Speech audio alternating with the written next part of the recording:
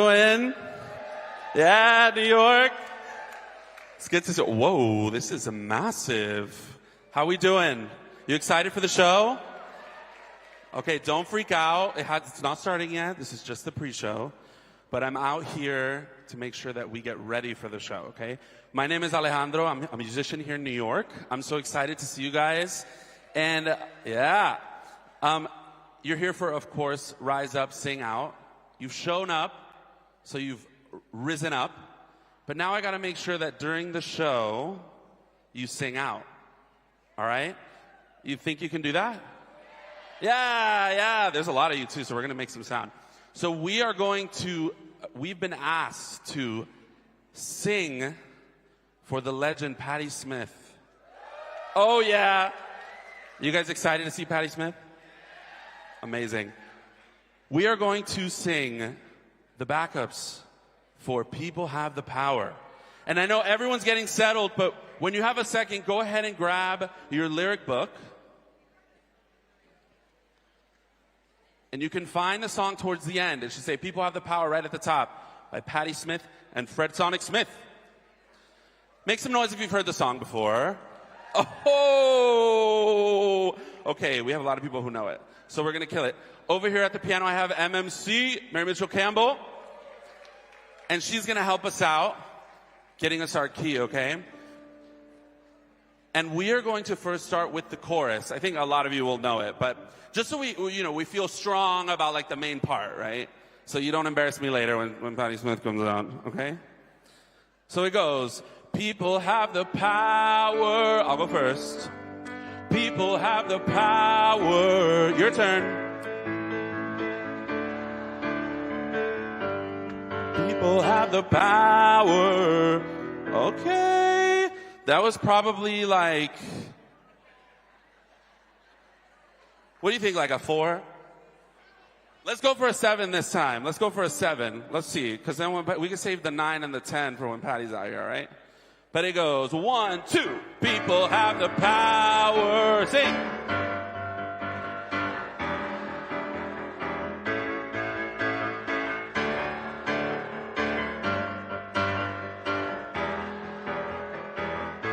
Believe it. Yeah. Okay. That's giving like a 6. All right. We'll aim for the 7 next time, all right? But the song doesn't start like that, all right? So the first thing we do is oohs, all right? It goes, ooh, ooh. Your turn, go.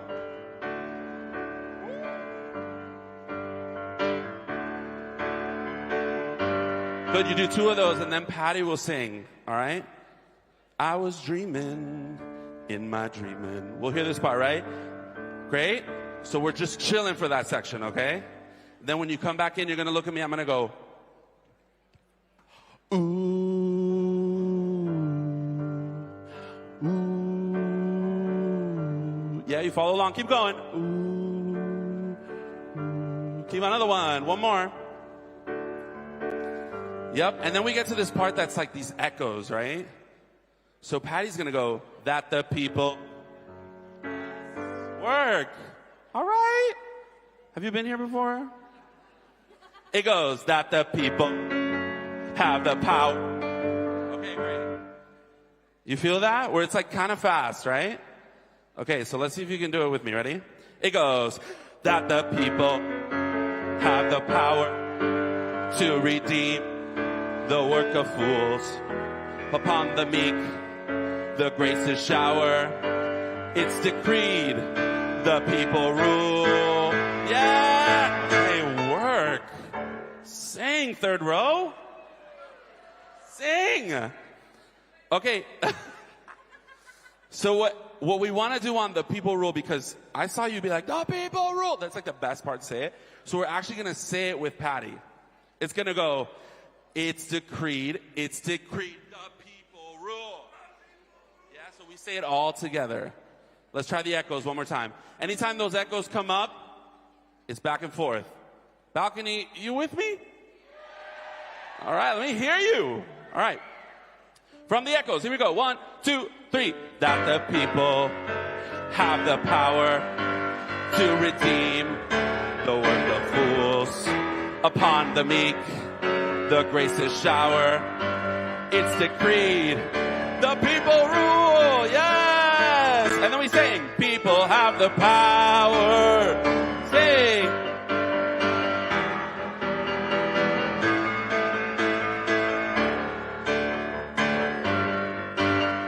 Look at me.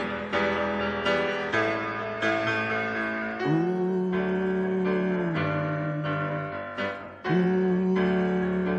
Sing, yeah.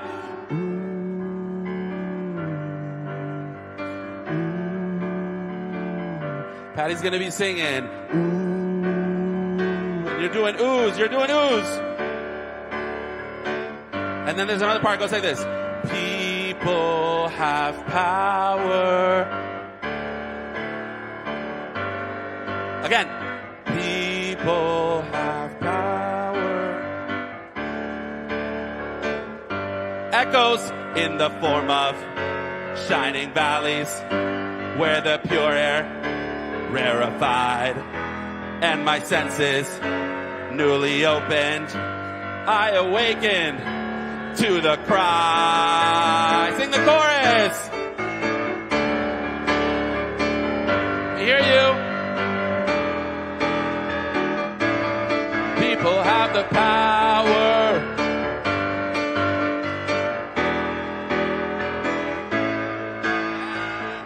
Okay, town hall. Y'all are singing out. Okay, front row is ready. All right, and so is the mezz. I'm freaking out. All right, so every time we get to that chorus, we're all singing together. Okay, people have the power every time, right? But that people have power is a little bit more of the backups, all right? So you can chill out. The third time we go around after we sing the second chorus, instead of ooh, we're gonna sing ah. It goes like this. Ah. Your turn.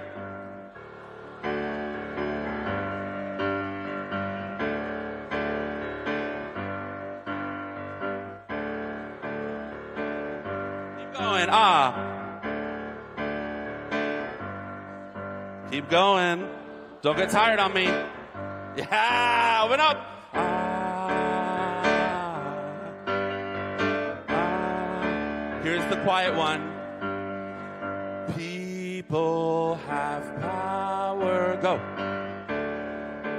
Have power. Again.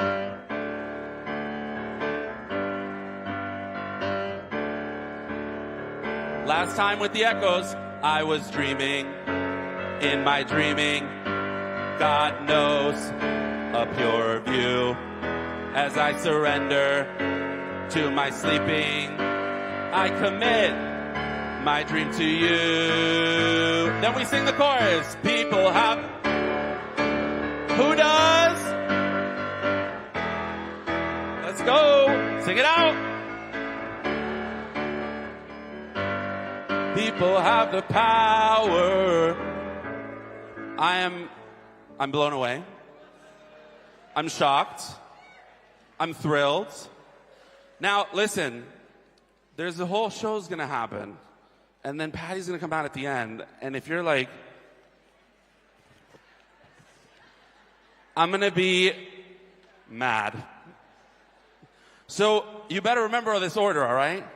Now, we're gonna do it from the top. When we get to that number, everybody, all the lyrics that you sing, that you have to sing, it's mandatory, is up there, all right?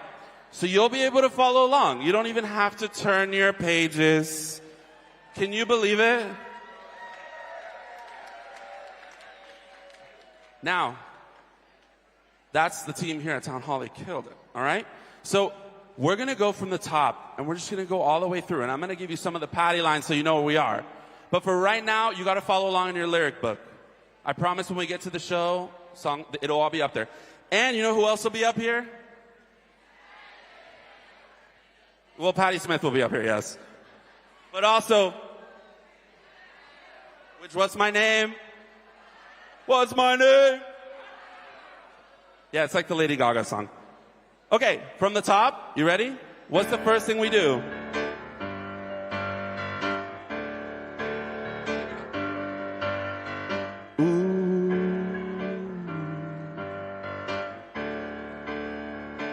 Now Patti goes, I was dreaming in my dreaming, well of an aspect, bright and fair, and my sleeping, it was broken, but my dream it lingered near. Ooze.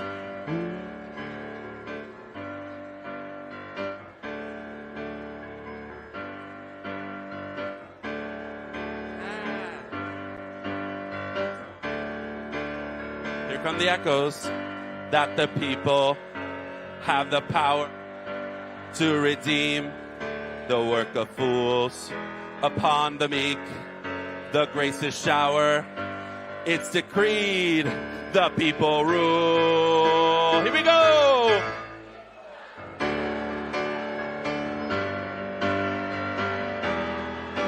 Yes, they do. People have the power.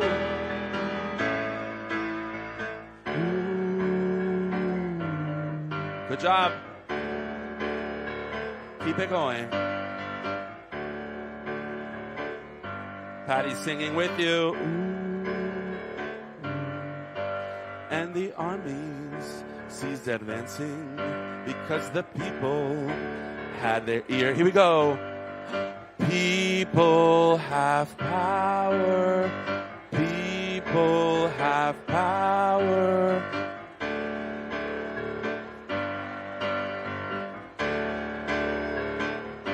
Echoes in the form of shining valleys where the pure air rarefied and my senses newly opened.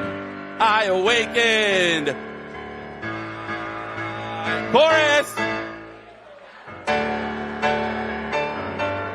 People have the power.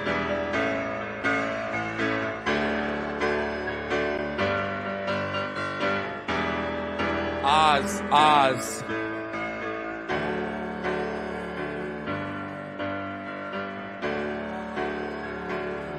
Don't get tired on me. Yeah!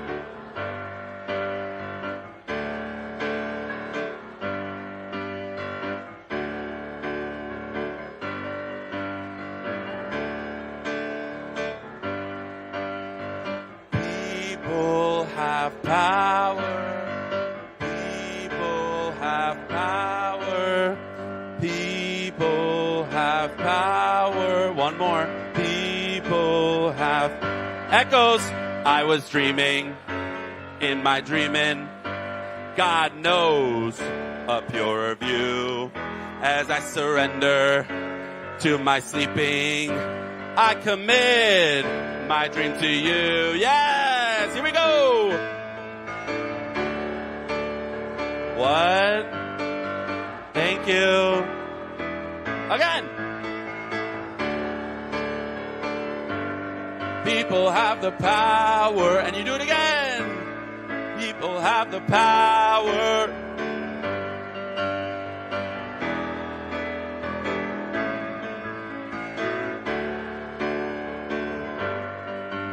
Mezzanine, let me hear you. One more time. Oh, yes. People have the power.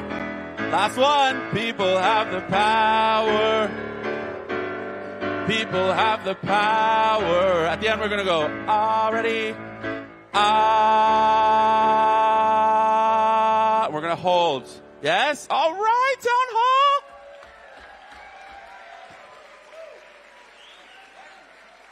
You got me sweating, all right? Mary Mitchell on keys. Woo! All right, so when we get to that part, you promise to sing out because you came here to rise up and sing out.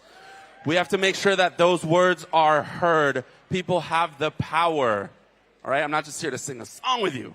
All right? You think you can do that when Patti Smith comes out? That's right. All right, well, I'll see you then. I'll be right here sweating and being like,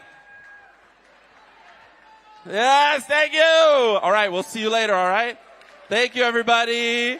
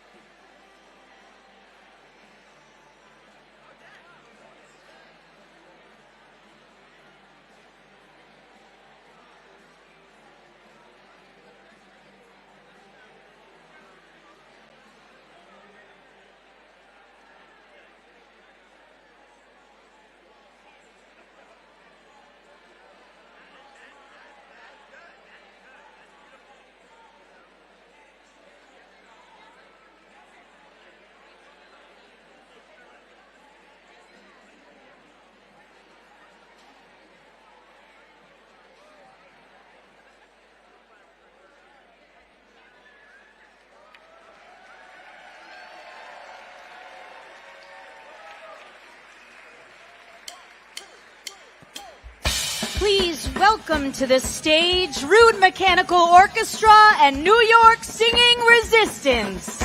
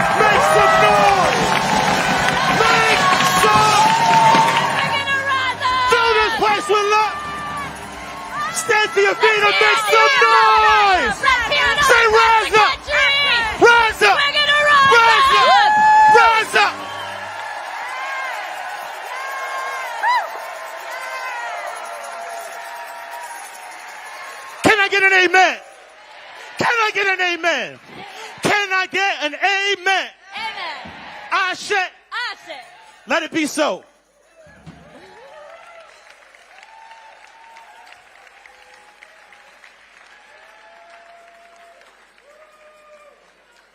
Hollywood fights back.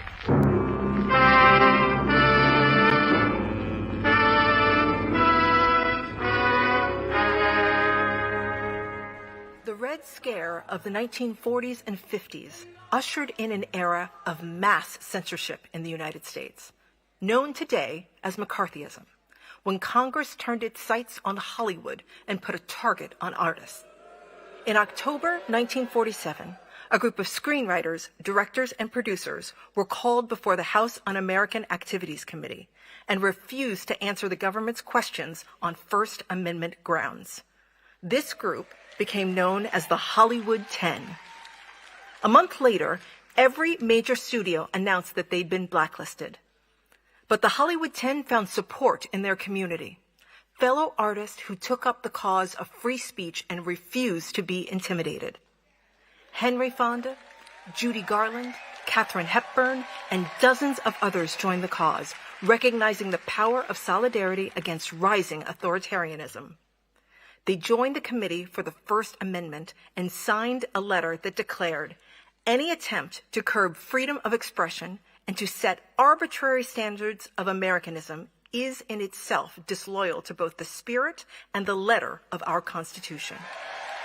Nearly 80 years later, facing a new regime in Washington, the Committee for the First Amendment is back, determined to protect the First Amendment rights for every American. Please welcome to the stage a lifelong activist who brought us all together, the legendary Jane Fonda.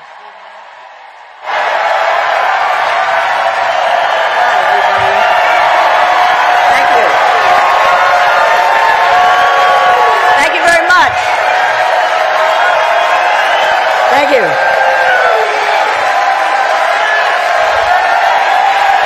Welcome. Thank you. Thank you, everybody. Thank you. Welcome. Thank you so much for being here at this benefit for the Committee for the First Amendment. Thank you. And here we are in New York. A huge congratulations to New York for your historic win with the Knicks. Yeah. The committee was relaunched last October to bring together the entertainment industry at this moment when our democracy is in peril. In the face of what's happening, we need our industry to be unified, activated, and unwilling to engage in anticipatory obedience.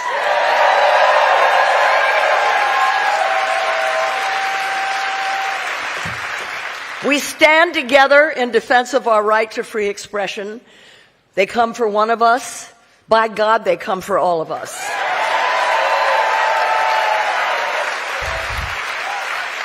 As you saw in the video just now, this isn't the first time that Americans' rights have come under attack. But this time, what is really different from the last century are the attacks are coming from every part of the government, the executive, the legislative, and the Supreme Court. There is a clear effort to destroy our fundamental democratic rights and dramatically retake our form of governance. I think the Un-American Activities Committee right now is coming from the White House.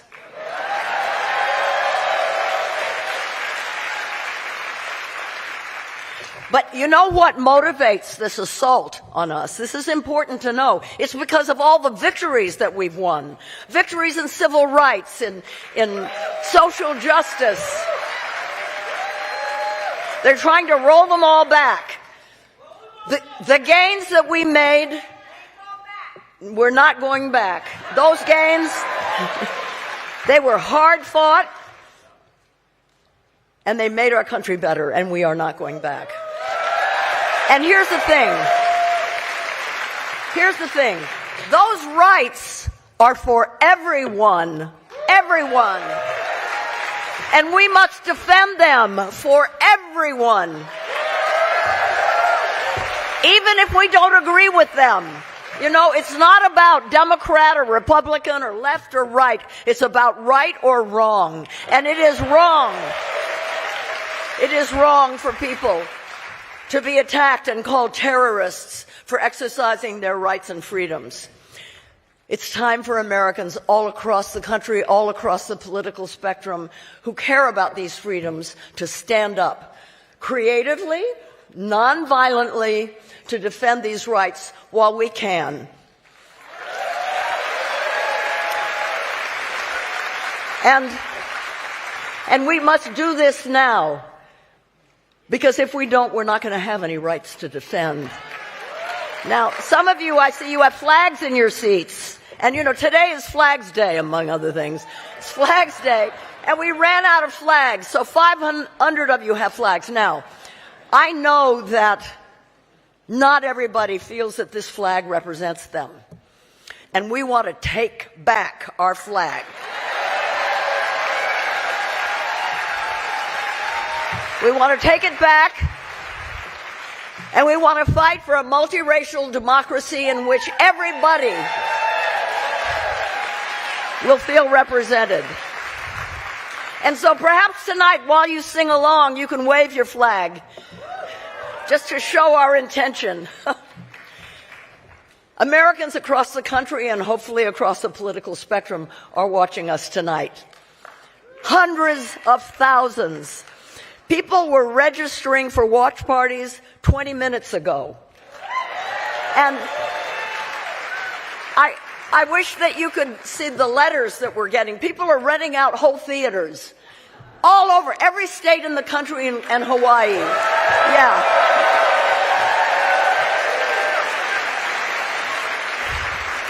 It's because we worked with librarians and churches and Indivisible and No Kings, ACLU, and so much more. So that from church halls to beer halls, people are watching. Hello out there. We feel you with us. Thank you for joining. Woo! And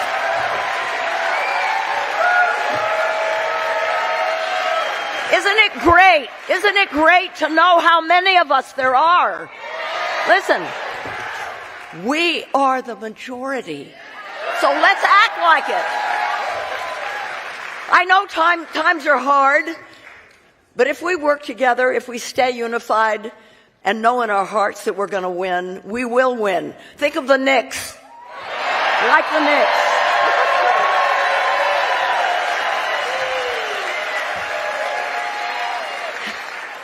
And here's something else. Right on this stage have been fights for freedom. This is truly a historic town hall. It was built over a century ago by suffragists to house... It was built to house their League for Political Education. And they stood on this very stage and rallied the masses about the right of women to vote and many other really important things. Those women changed the Constitution right here, and we're here to defend it. Town Hall has also been part of the history of Black Americans, from hosting Marian Anderson's debut performance in 1935 to Langston Hughes's advocacy for racial justice in 1944 to Coretta Scott King's concert for freedom that raised money for the SCLC. This stage that I am standing on has served as a platform for both artistry and civil rights activism. And tonight we're going to have music with our activism. Music is important. I've been to a lot of rallies over the decades. And you know, one thing that I've observed is that nothing brings people together more powerfully than music. You know, music speaks a truth that's beyond words. It's a primal unifying force, a common language of resistance and hope. You know, a great speech can inspire a following. A song can define a movement. To read the history of social movements is really to read a songbook, from spirituals during the Civil War and their reinterpretation during the Civil Rights era to folk music during the Vietnam War. Music has galvanized action, sometimes very cleverly skirting the censorship. When we listen to a protest song, we don't just hear the words, we feel the message, right? You know, I've never forgotten in the 60s hearing Joan Baez sing at a protest of hundreds of thousands of people. They were united and inspired by her music. And in the 60s and 70s, I watched the government bend to the will of those people, and we're going to watch it again.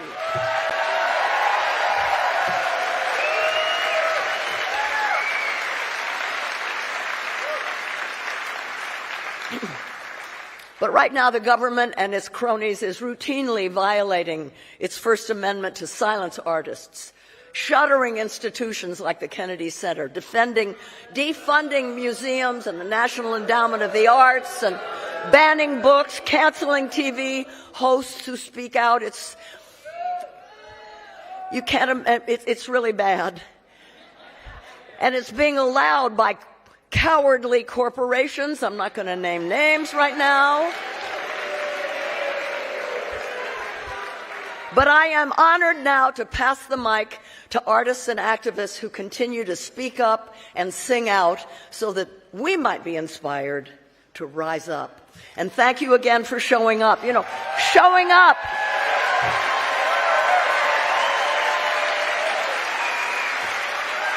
Showing up is an act of hope, and you all give me hope.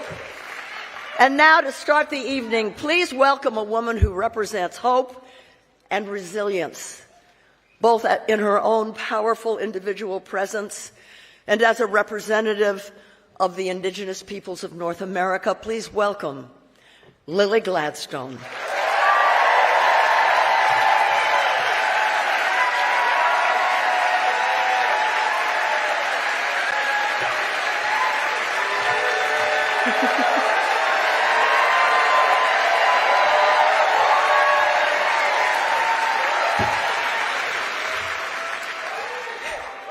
Please settle down.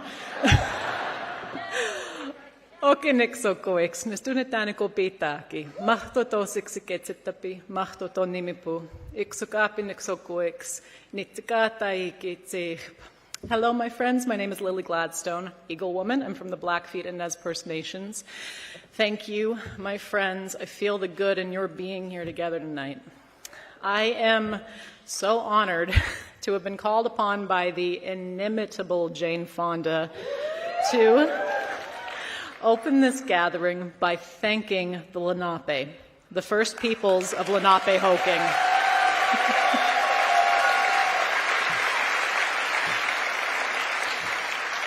Where we sit and stand now, most specifically the Munsee Lenape of Mannahatta, this island of many hills that we now call Manhattan. Lenape land tenure and stewardship of this place predates any lease, any real estate, any idea of individual ownership. And Lenape steps have carved the first pathways of this land that now supports this infamously sleepless and bustling city. Today, you don't have to look too hard to feel and see their legacy all around you. I mean, as you're navigating the streets of New York City, Broadway, named for a trading path, a broad enough avenue for trade with Lenape for beaver pelts. Pearl Street, named for the shoreline of glistening shells where Lenape hand-selected their wampum. These quahog shells, with their contrasting balance of immaculate pearl white and deep undulating shades of purple, were widely gifted, traded, and still to this day are considered sacred. Wampum was also morphed into the Dutch West India Trading Company's favorite form of currency in New Amsterdam, which they subsumed into their own style of trade. Speaking of that, how could we forget Wall Street? Metaphorically, one of the world's hardest walls to breach, it was in fact named after the 2,000-foot-long wall built by black bodies enslaved by the Dutch West India Trading Company to evict and displace Lenape from these lands. Yeah, Wall Street was a literal wall, y'all. Today, the Lenape remain all across Turtle Island, all spread across several sovereign nations in the diaspora of removal, both in Canada and the United States, including but not limited to the Delaware Tribe of Indians in Bartlesville, Oklahoma, the Delaware Nation of Anadarko, Oklahoma, the Stockbridge Munsee community in Bowler, Wisconsin. Today, where we all stand in history, it is alarming, to say the least. For many Americans, this era of division, of stolen speech, broken promises, families torn apart, of risking all you have for the simple right to exist as you are, this may feel unprecedented. You may think, how did we get here? For the first peoples of this land, unfortunately, this has been ongoing since the birth of this country as we know it today. So perhaps the question then is not how did we get here, it's how are we still here?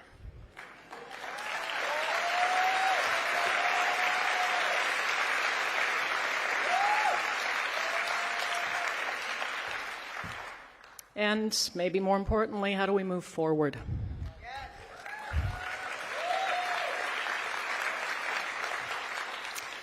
Now, I myself cannot speak for all Indigenous peoples of this land, not by a long shot. I can only speak for myself. But being a mixed Native child raised on my Blackfeet reservation in northwestern Montana, I can speak to teachings that I've heard my whole life.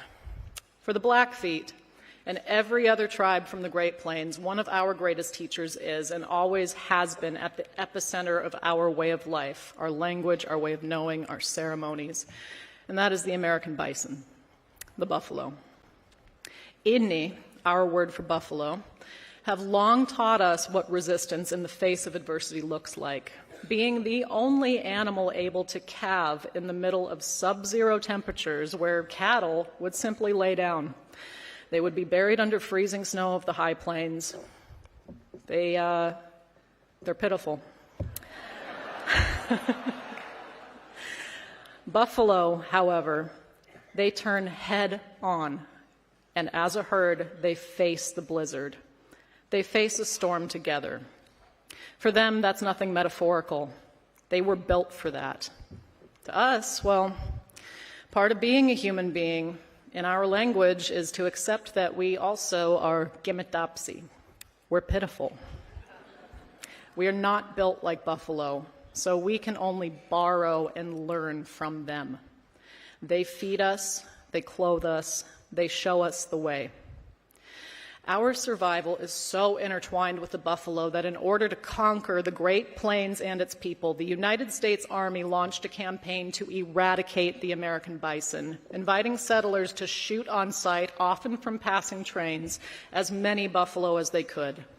This campaign was so effective that buffalo declined from a population of roughly 30 million to less than 1,000. Some say 325. Oh, look, another wall. Today, buffalo have grown back to a much healthier but still comparatively thin number, roughly 500,000 head in this country, in large part due to the efforts of indigenous nations across the plains, my tribe included.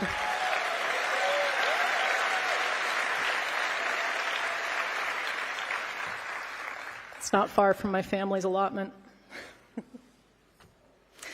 I can say for the first time in 150 years, our Blackfeet lands, including Glacier National Park, they have been waiting for Inni to return this whole time. The soil is feeling the hooves again, tilling it. The land is feeling the invitation of other species, supported by this keystone species, to also return. With them, they're restoring the balance to this land that continues to give us all life, that has been so cattle-trodden for the last 150 years. We're seeing new species, we're seeing old wallows returning, and we're seeing the spirit of our children, seeing these buffalo on this land, knowing things are coming back into balance. Hard fight, but this was possible on my reservation in the hands of Blackfeet people because of what we were taught by the buffalo. They are still teaching us how to be. We came together in community for them and for ourselves so we could all breach the storm. We still have a long way to go, but in spite of ongoing campaigns and policies to erase both the Blackfeet and the buffalo, we are both, in fact, still here.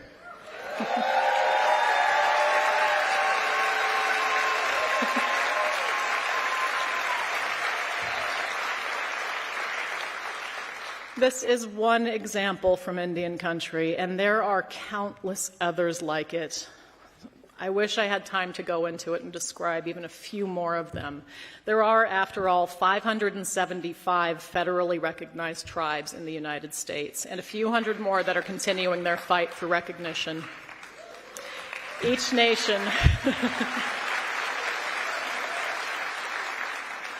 Each nation has its own story of diversity, its own teachings of survival and cultural perpetuity, and I can tell you it is still in style.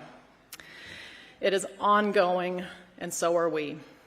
So like the buffalo, we were built for this because we were built to be together, united in community with relentless, unapologetic tenacity, working together to ensure the next generation has a future.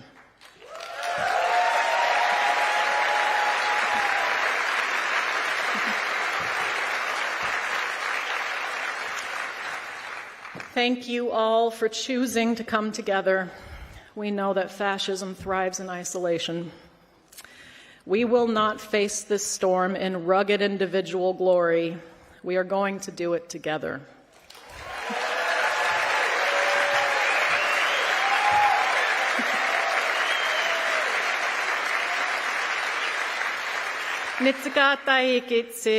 Thank you, my friends. I feel good having you here.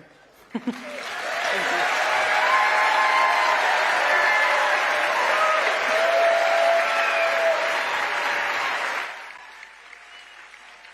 Over the past century, musicians have used their voices not just to entertain, but to advocate for social change, often at great personal cost. From Marian Anderson blazing a trail for racial equality in the 1930s, to civil rights pioneer Paul Robeson standing up to McCarthyism in the 40s and 50s, to his mentee, Harry Belafonte, carrying on Robeson's legacy with decades of fighting for justice, to Nina Simone making her music the message with songs like Mississippi Goddamn, and Billie Holiday's arrest and imprisonment after singing the anti-lynching protest song, Strange Fruit. Artists have used their platform to lift up their fellow Americans and stand up for civil liberties. The Vietnam War brought in an era of folk music as pacifist resistance, with artists like Bob Dylan, Joan Baez, and Peter, Paul, and Mary leading thousands of protesters in song at marches and rallies in the nation's capital. And today, artists like Bruce Springsteen, Tom Morello, Kendrick Lamar, Lucy Dacus, and Bad Bunny continue to fight against tyranny from the microphone at rallies, in concert halls, inspiring the masses with anthems of courage and solidarity. Tonight, we are bringing songs from the past to give us hope for a more just and free future. Because in the immortal words of Sam Cooke, it's been a long time coming, but I know a change is gonna come. Please welcome to the stage singer and activist, Broadway's Sasha Allen.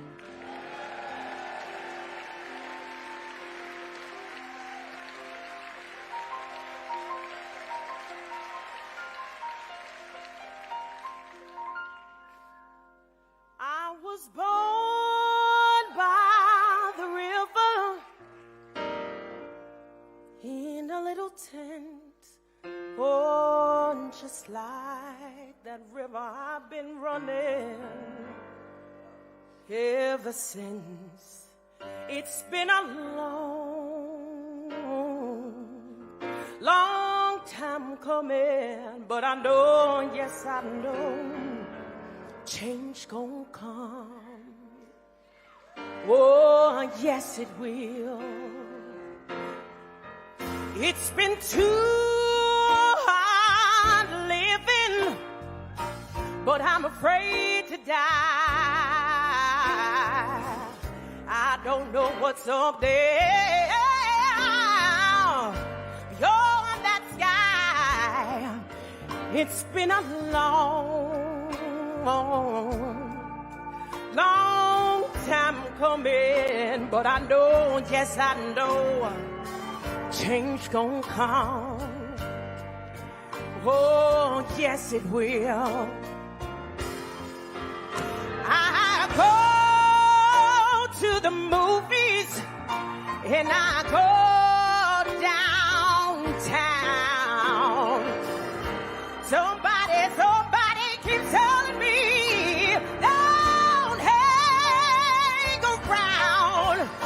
It's been a long,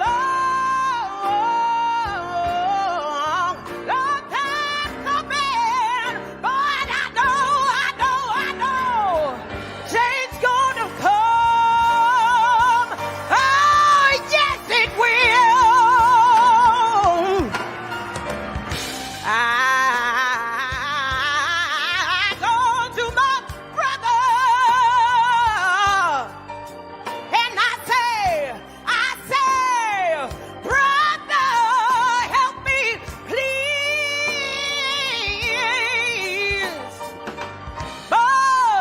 But he winds up knocking me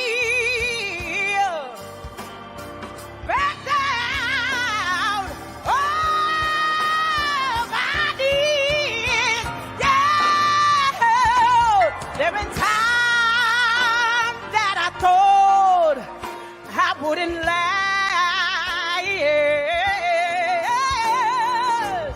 But now I know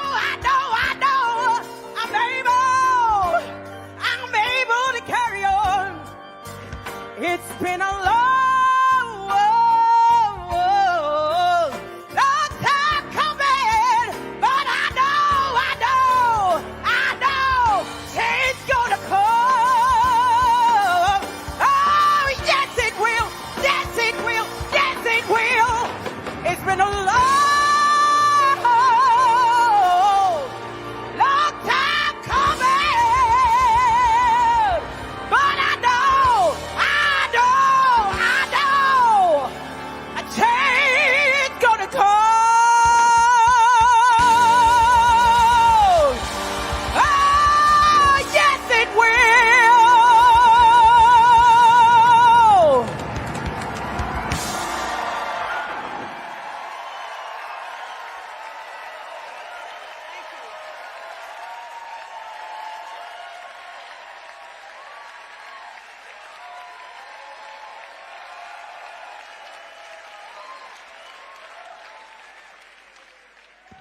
Please welcome political commentator, political activist, and the host of the Joy Reid Show, New York's own Joy Reid.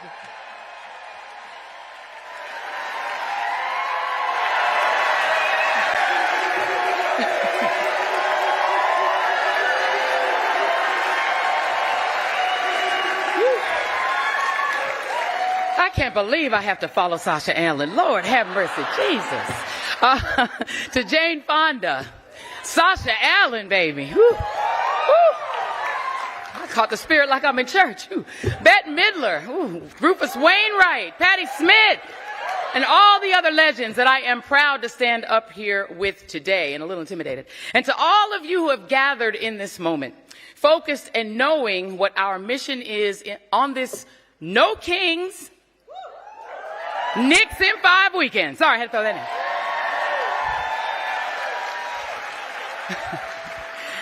No, I truly feel so honored to be here. My mom, the late Philomena Augustina Carol Lomena, an immigrant, an academic, and a whole Bette and Jane fan, would be so very proud. But as excited as I am to be on this stage, I also understand the stakes in the assignment. Because the threat is not coming, friends, it is here.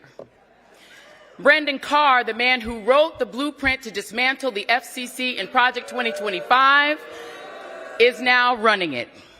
He is weaponizing the agency to bully and control the press and suppress the wider televised media. Don Lemon arrested, Georgia Fort arrested, Terry Moran fired from ABC, Scott Pelley fired from CBS by the clack of far-right ideologues who bought it and handed it over to a zealot named Bari Weiss, who may soon... She earned those boos. She may soon also control CNN. Jim Acosta out at CNN. Karen Attiah fired from the Washington Post, and me more than a year ago. All of us shown the door for just doing our jobs, standing up to the administration, and in my case, also for speaking out against a genocide.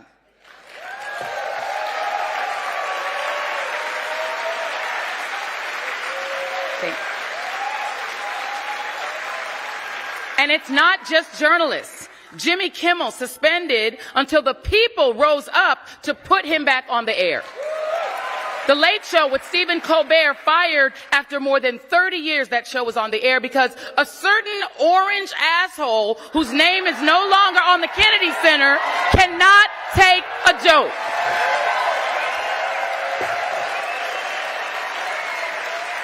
Scott Pelley, one of the most trusted voices in news from what was the most trusted news program in America, 60 Minutes. He told the New York Times, and I quote, "CBS News is on fire." And it gets worse. ABC paid Trump to settle a bogus lawsuit. Paramount paid him. Jeff Bezos ripped "Democracy Dies in Darkness" off of the masthead of the Washington Post and handed Melania a $40 million documentary bribe for a film that nobody but the cult even watched. Trump, he himself posted on his Temu Twitter that my former employer did his bidding when they fired me. This is corporate media on its knees. A handful of billionaires consolidating local stations, newspapers, national networks, turning American journalism into what they hope will become a U.S. version of North Korea. They want us afraid. Trump wants us to shrink when he calls us crooked, stupid, piggy, and when he screams in the faces of women journalists. And by the way, Barbara Walters would never. She would have eaten him alive.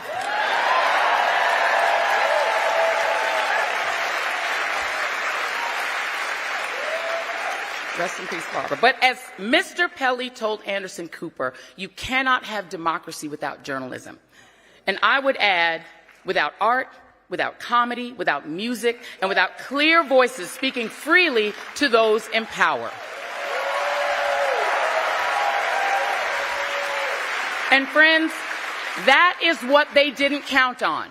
We are not afraid. We are not afraid. That stanza from We Shall Overcome is still true. The path forward is independent media and independent voices, unbossed and unafraid. Shirley Chisholm's words are reality. Midas Touch, The Don Lemon Show, The Joy Reid Show, do like and subscribe, The Jim Acosta Show, Katie Fang's podcast, Wajahat Ali, Danielle Moody, Michael Fanone's podcast, Harry Dunn running for Congress, a hero of January 6th, and so many more. We are not shrinking, we are growing. So be louder. Be bolder. Rise up. Sing out. Thank you and God bless.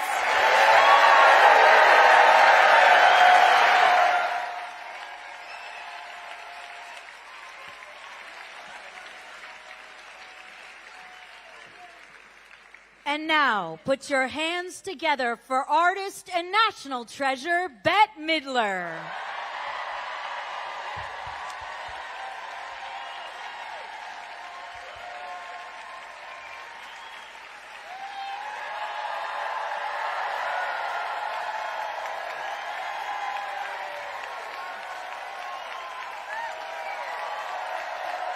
So happy to be here.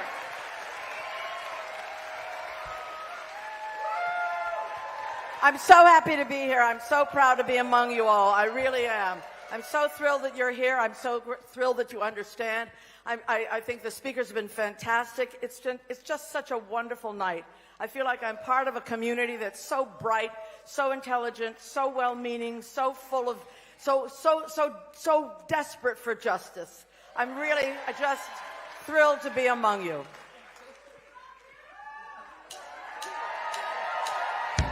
I've been around a long time, but I've never lived through what we're living through now. The great Woody Guthrie wrote this song many years ago. I changed some of the lyrics to fit our time, and I hope you'll sing it when you're marching, because sometimes you just gotta sing out.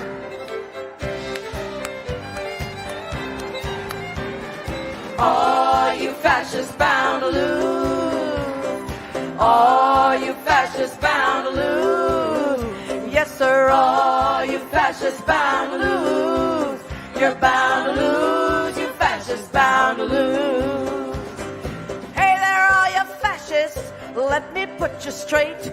When you come for the rest of us, we'll fight you at the gate, and you will lose, you fascists bound to lose. We'll battle lives together until they cut and run, just like in Minneapolis. And when the midterms come, you're bound to lose. you fascists bound to lose. Oh, you fascists bound to lose.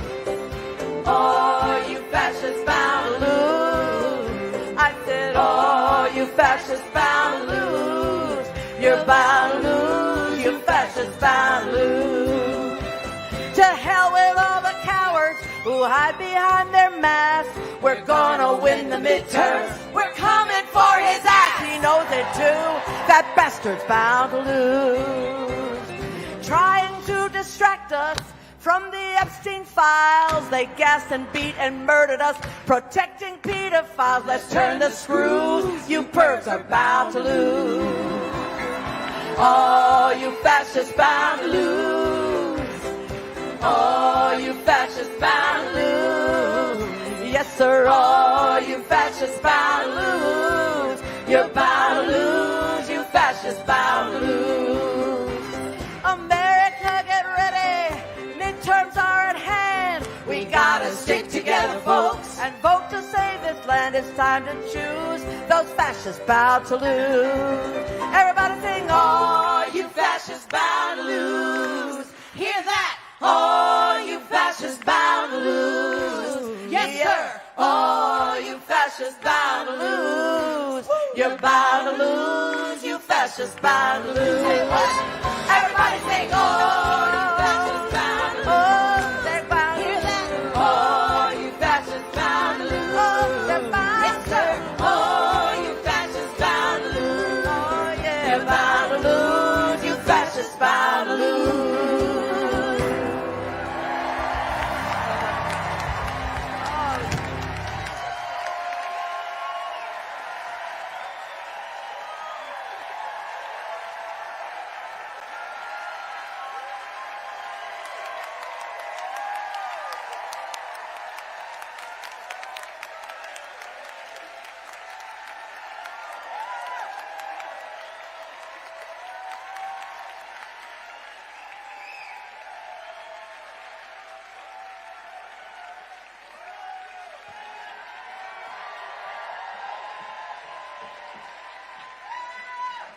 Welcome to the stage, President of the American Library Association, Sam Helmick, and author and president of Authors Against Book Bans, Maggie Takuta Hall.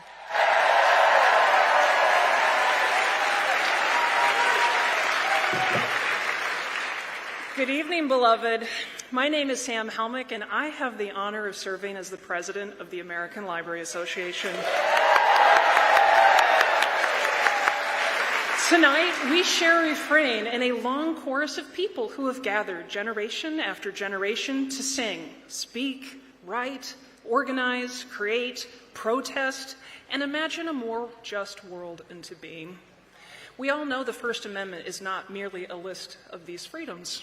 It is an invitation to participate, to tell stories, to hear the stories of others, to wrestle with difficult ideas and difficult truths, to build something larger than ourselves. And libraries know this well. Every day, libraries make room for the hard harmonies and the difficult decrescendos. Libraries are one of the few places left in our society where people can encounter perspectives they did not expect, voices they may have never heard, and neighbors they may not yet understand.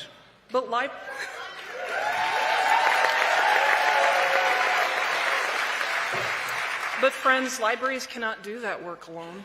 Civil society cannot do that work alone. We need you.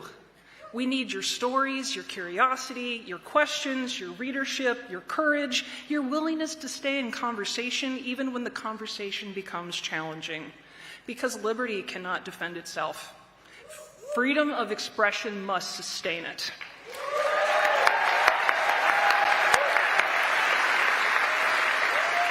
Civil society requires us, people gathering in rooms like this, people showing up in communities like yours, people choosing again and again to believe that every person deserves the dignity of being heard and the freedom to learn. So tonight, as we rise up and sing out, I invite you to practice your freedoms. Visit a library.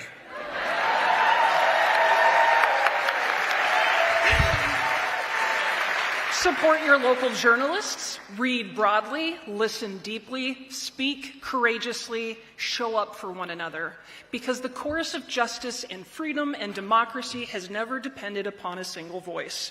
Its strength has always come from all of us singing together. Thank you.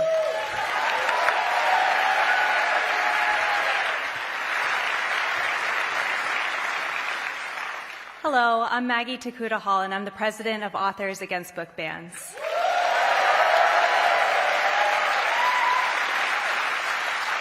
When I wrote a picture book about how my grandparents met during World War II in a Japanese-American internment camp, I didn't expect a lot of controversy. But I found myself in the center of a national one about censorship when I was offered a publishing deal, which was contingent on me removing the word racism from the book. I said no, and I said no publicly, and I thought that that would be the end of it.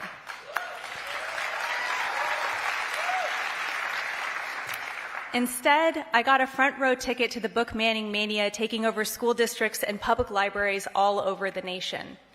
It was while visiting Idaho, the state where my grandparents had been wrongfully imprisoned, that I was first made aware of the violence of book bans. I had understood that book bans were a problem. I had not until then understood that they were ruining people's lives. The librarians I spoke to were facing daily harassment at their jobs, being followed home, doxxed on the internet, accused of horrific crimes against children. They were receiving death threats, all for the crime of being librarians. After that, I told myself I'd be damned if I let them fight alone.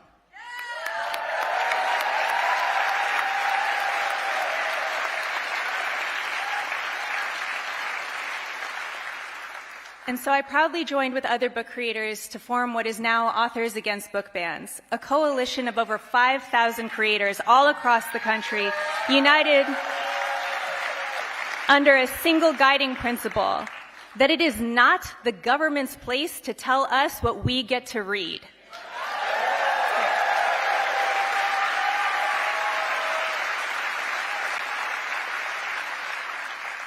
I think a lot of us, authors in general, were waiting for someone to come and save us. But it's become clear no one is coming. Not the politicians who are eager to sell out our trans siblings for political expedience, not the CEOs who stand to gain from privatizing the public good, and certainly not our president, who is bent on gaining authoritarian power through all the dumbest and cruelest means possible. Exactly. That's how I feel too. It's up to us to save ourselves. The thing that makes me proudest of Authors Against Book Bans is that it is not one person who is stepping up to stop book bans alone. Countless volunteers do the thankless, long, and often crushing work to shore up our fight. Together, we have accomplished and we have won so much because no one is coming to save us. And that's okay. We are going to save us.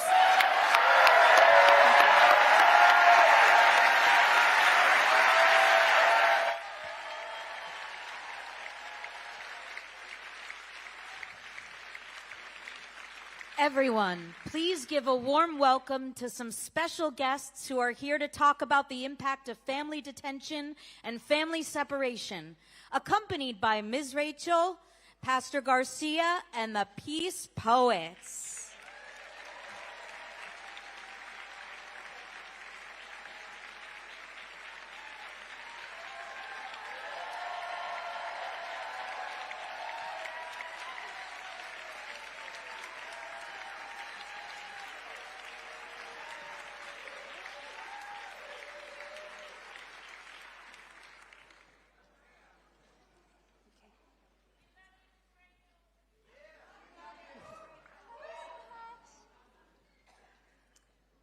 Tonight, I want to talk to you about my friends. So many of them have been detained or separated from their parents, and I've seen how much it hurts them. Children belong in schools and on playgrounds.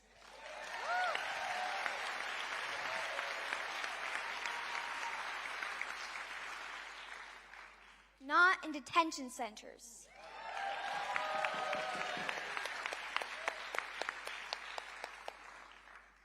children should feel safe and loved.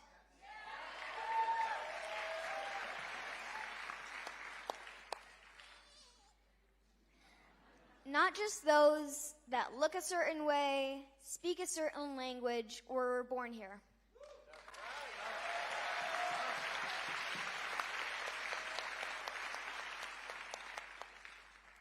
Every child deserves to be free.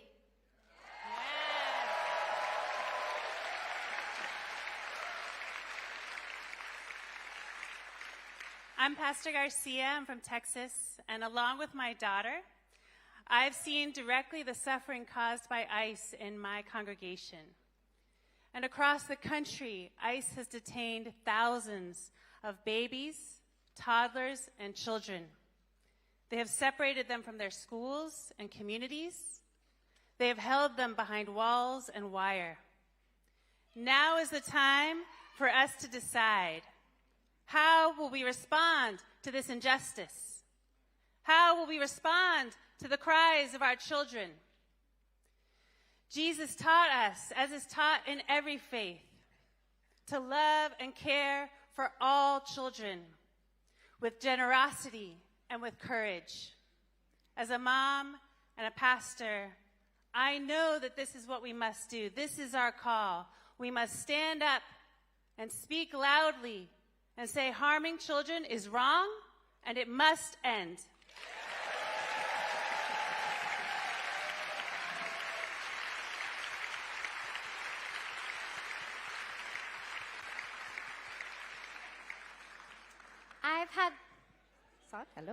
I've had the honor of meeting with 10 absolutely precious children who, and their wonderful families, who have been locked in Dilley Immigration Detention Center in Texas. 1 minute, I talked to a 9-year-old about how we both love pizza and soccer and how he won the spelling bee and wanted to get to the state spelling bee, and the next minute he was begging for help to get out of what we know is a family prison. A prison that is neglecting, abusing, and traumatizing kids. As the American Academy of Pediatrics says, there is no safe amount of time for a child to be in detention.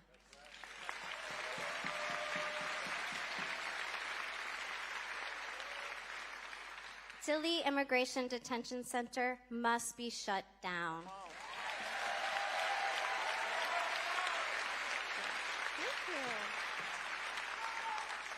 We need to end the cruel policies of family detention and family separation.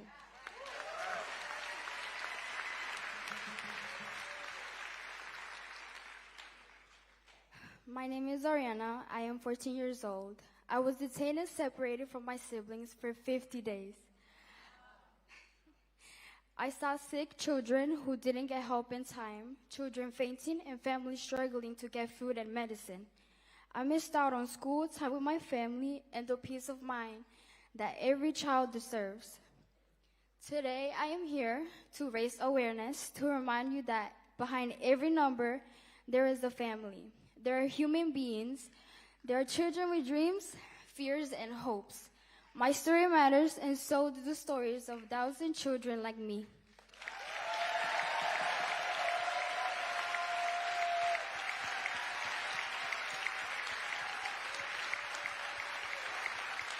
Can we tell Ariana, we see you and we love you?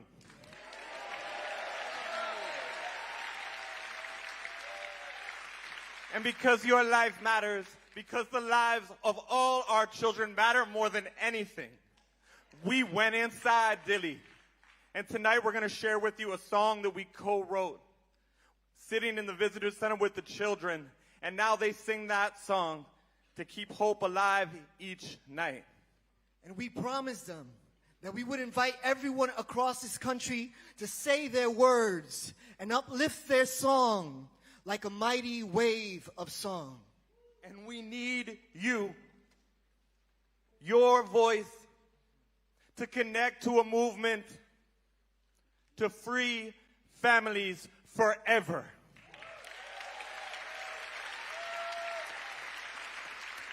Are y'all ready to sing this song? We need you to repeat after us. Here we go. I sing from here and you sing from there. Try that. I sing from here, you sing. And you sing from there. Together, together we'll sing down the walls everywhere. Say it loud. Together we'll sing down the walls everywhere. We say the love in our heart like the waves of the sea. Say it with us. The love in our heart like the waves of the sea. Together, together we'll sing until everyone's free. Say it loud. Together, together we'll sing until everyone's Let's do it all together. I sing from here, you sing. And you sing from there. Together, together we'll sing down the walls everywhere. Say the love in our heart. The love in our hearts like the waves of the sea. Together, together we'll sing until one more time, say it together. Free. Together we'll sing until everyone's free. And so right now I can tell you learn the words and that our people across the country learn the words. But this is a time we need something different. We need to dig deep into our hearts and sing it like our voice could break down the walls of detention centers. Yes, yes. So we're going to sing it in Spanish the way our children are singing it on the inside. I don't care how y'all sing it. We just need to sing it like we mean it. Are y'all ready to do this?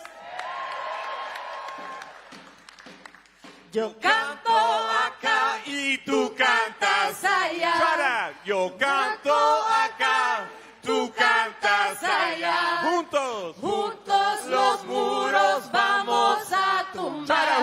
Juntos, juntos los muros vamos a nuestro tumbar. Nuestro amor como olas del mar. Try that. Con nuestro amor como olas del mar. Cantando llegamos a la okay, todos libertad. Juntos, vamos. Cantando llegamos a la libertad. Cantando llegamos a la like libertad. a promise. Cantando llegamos a la libertad. Together we'll sing until everyone's together. Together we'll sing until everyone's free.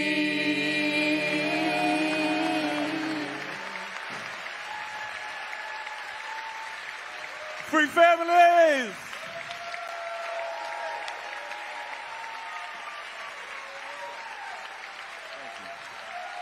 Thank you.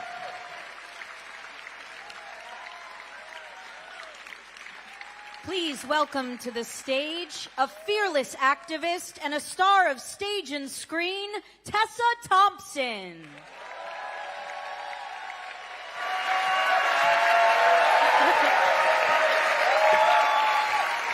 Hi, everybody. Wowie zowie, what a night. What a weekend, right? Last night, now this. I mean, come on. I don't know about anybody else, but last night, much as my spirit wanted to be celebrating in the streets, my body wanted to be celebrating on its couch. And that's what I did, which is my American right. But while I was doing that, I was looking at all of these photographs and videos of people celebrating in the street, and I came across a turn of phrase that I had never heard before, which is collective effervescence. And, right? And that is what we are engaging in tonight, so I want to thank all of you for being here.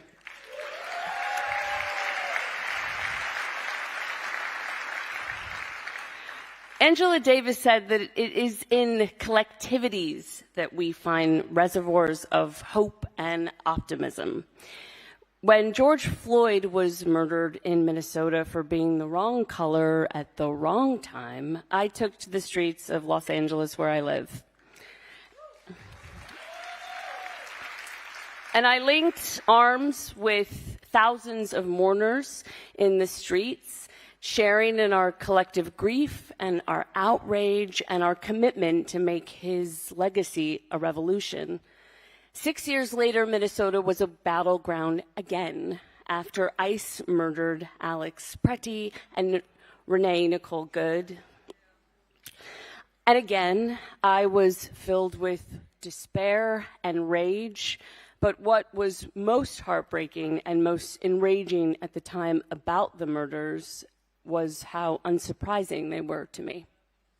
As a Black American, there is a kind of bone-tired exhaustion in fighting the battles that we have fought so many times before, in insisting time and time again, generation after generation, that people have the right to exist, even if they speak out against the state.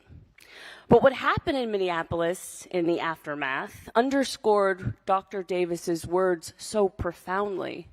When ICE made the streets unsafe and when the National Guard storm-trooped in, neighbors became comrades, moms' texts turned into crisis response hotlines, schools became safe zones, the people had the power to protect one another.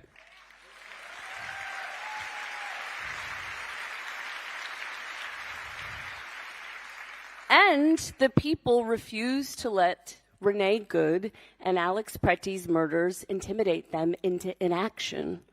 The collective became the hope.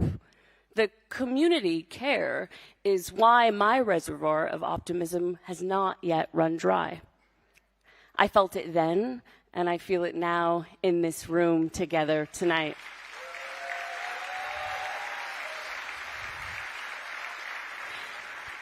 So it's our job, even and especially in the face of despair, to keep that hope alive. So thank you so much for being here tonight.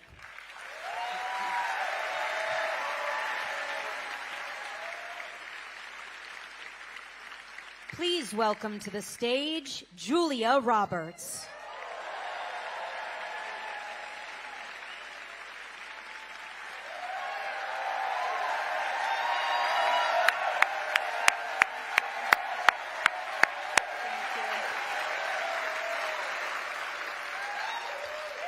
Thank you so much. Thank you so much for being here. Hi. I don't know about you guys, but my heart is beating really fast right now.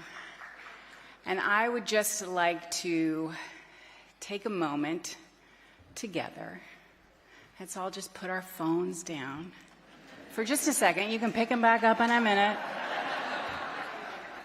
They will survive without you. But do this for me. Just put your hand on your beating heart and just close your eyes. And just take a really deep breath in and breathe in all that hope, all that love, and just breathe out all that fear. Just let it all go. And that is the power that we all have together. Yeah.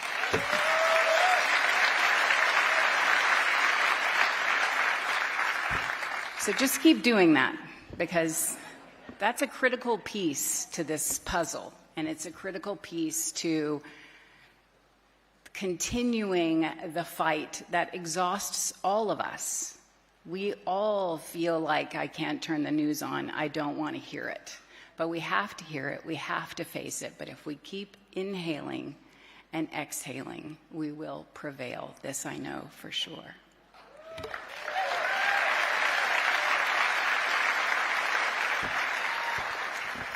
And I know backstage they're thinking, okay, she wasn't supposed to say any of that. So now I'm going to get to business, to the beautiful business that I'm here for, which is to talk about Renee Nicole Good. Yeah.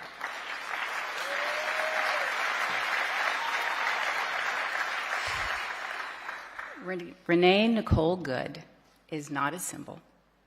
She is an American woman, a queer woman, who is doing the very best she could do to be good in an unjust world. Yeah. And I am honored to celebrate her life and her legacy tonight, because the life she gave is our responsibility to carry.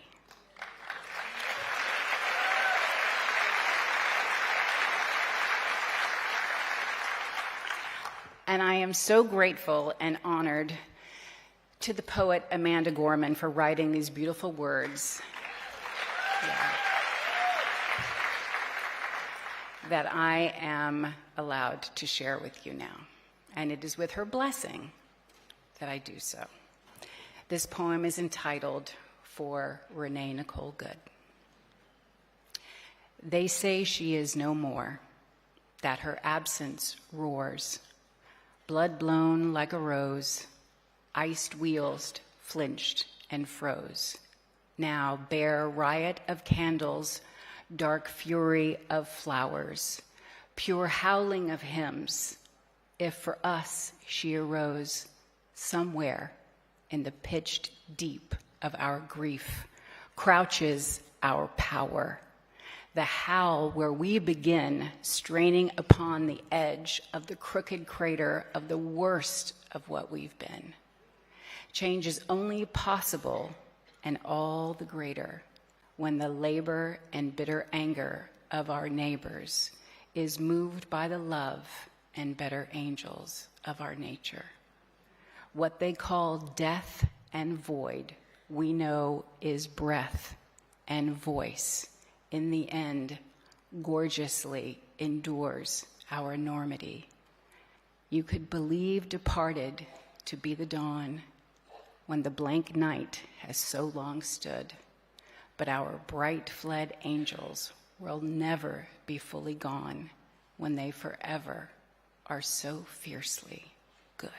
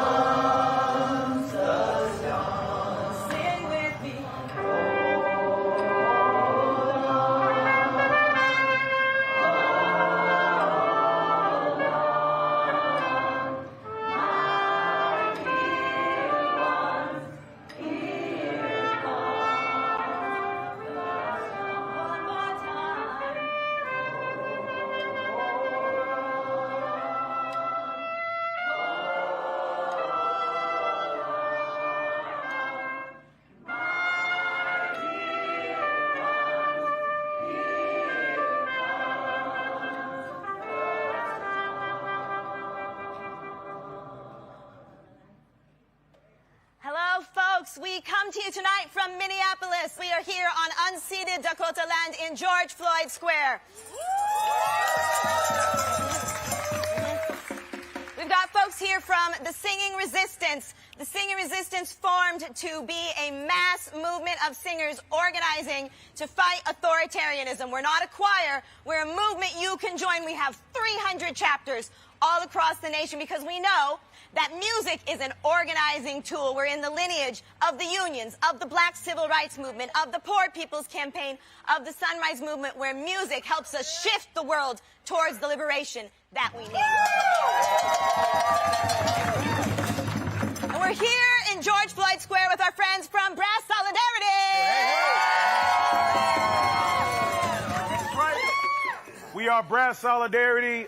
We have been hosting a sonic occupation in George Floyd Square ever since a year after his murder. We've stayed right here with the neighbors because our solidarity is brass. Because, like Singing Resistance, we come from a long spiritual lineage and not going for the okie doke. So, if you want to join the band, pull up on us. We are people who care, and that's how we show up here.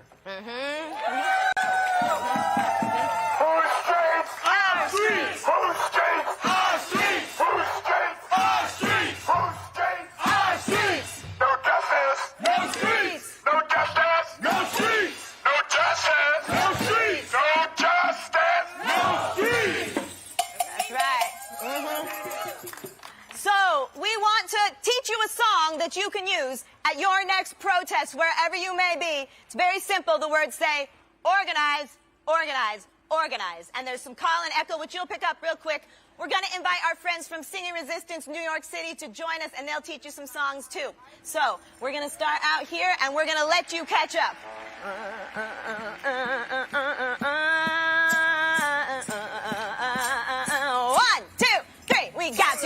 Organize, organize, organize. Organize, organize, organize. Organize, organize, organize. Organize, organize, organize. Oh, organize, organize, organize. Organize, organize, organize. Organize, organize, organize. Organize, organize, organize. We want justice for our people, so let's get organized for what we believe. Call it back. We want justice for our people, so let's get organized for what we believe. We want justice. We want justice for our people, so let's get organized for what we believe. That's why we got to organize, organize, organize. Organize, organize, organize. Organize, organize, organize. Organize, organize, organize. Free speech for our people. Let's get organized for what we believe. Free speech. We want free speech for our people. So let's get organized for what we believe. That's why we got to organize, organize, organize. Organize, organize, organize. Organize, organize, organize. Organize, organize, organize. Organize, organize, organize. Organize, organize, organize. Organize,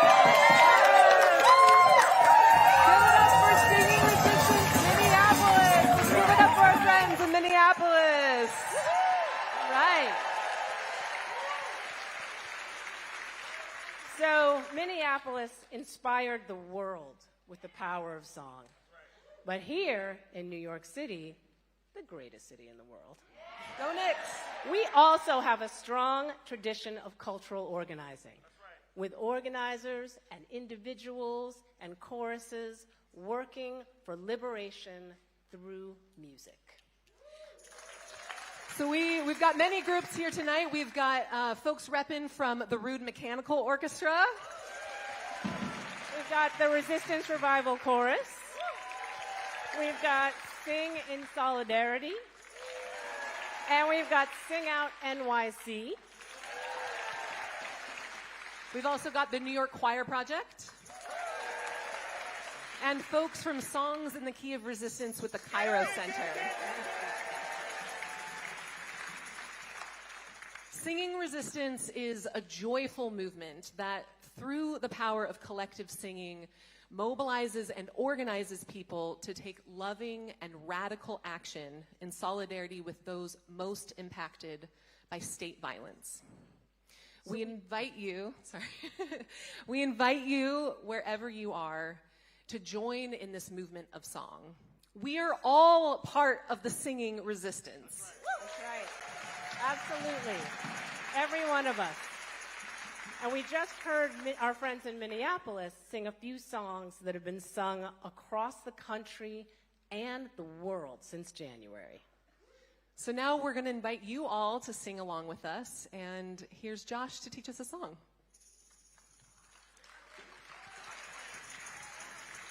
Say these words with me. No one is getting left behind this time. Is getting left behind this time. We get there together or never get there at all. We get there together or never get there at all. Rooted in the rich soils of my ancestral lineage of Jewish revolutionary nonviolence. This song takes inspiration from 3 words in the book of Exodus. Vagam Erev Rav. A mixed multitude, unified across difference, organized to defy an oppressive state. This song is an aspirational invocation that will challenge any of you who sing it to do the difficult work of staying connected in a world that is stacked against us to be divided. Since I wrote this song in 2021, it has become an anthem of Palestinian liberation,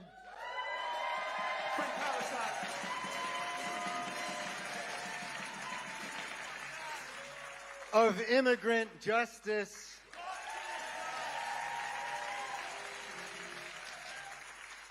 and the singing resistance, which we are now all a part of. So sing this one with me, line after me. It goes something like this. No, no one is getting left behind this time. Your turn. No one is getting left behind this time. Yeah. No one is getting left behind.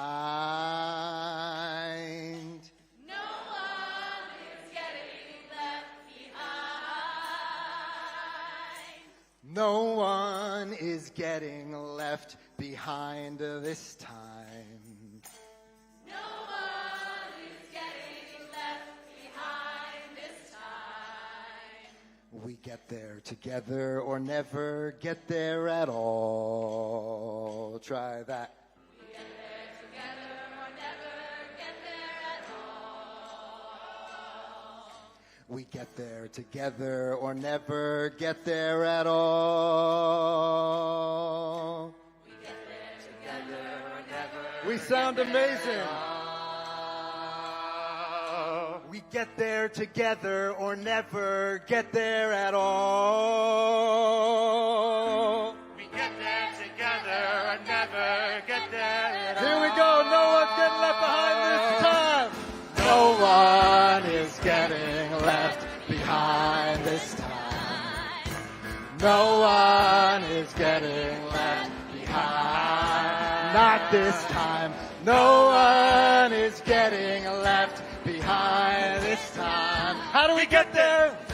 Together or never get there at all. We get there together. Sing. We get there together or never get there at all. We get there together.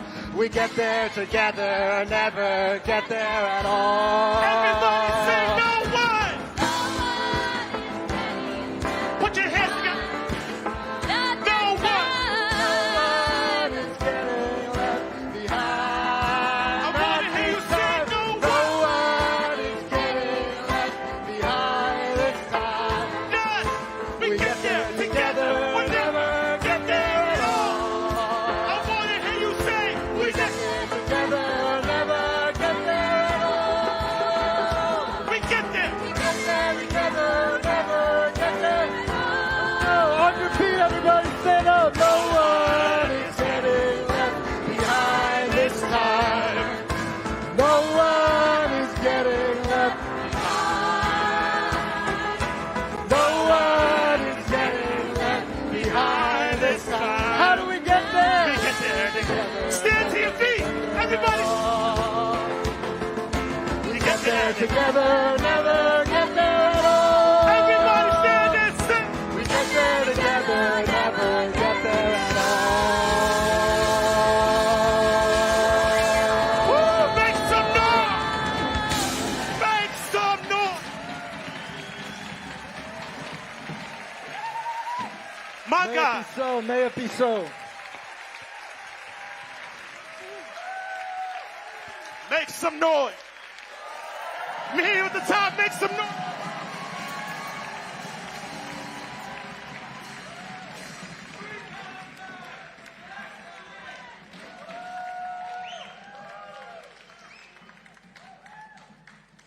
Please welcome to the stage actor and activist Wilson Cruz and RuPaul's Drag Race superstar, activist, and lip sync champion, Peppermint.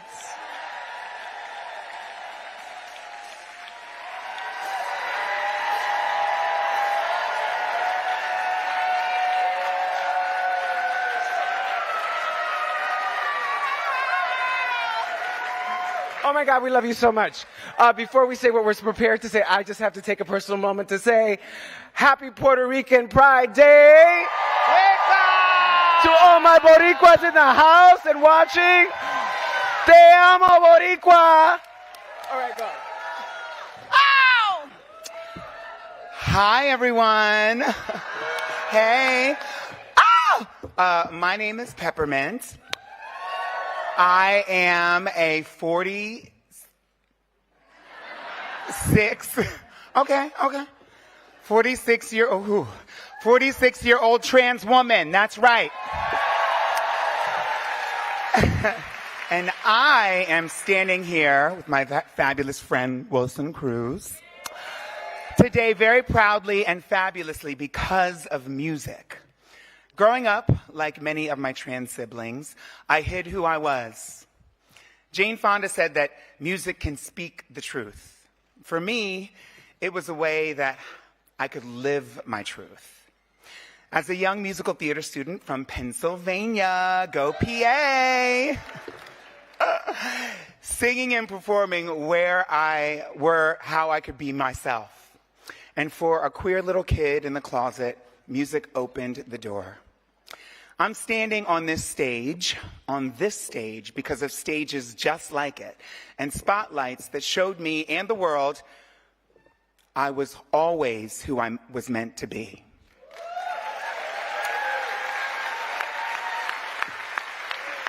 You know, we live in a time where that spotlight is dangerous for so many trans Americans. Trans children who should be living openly in their truth are intimidated by a government that cares more about censoring their bodies than feeding them.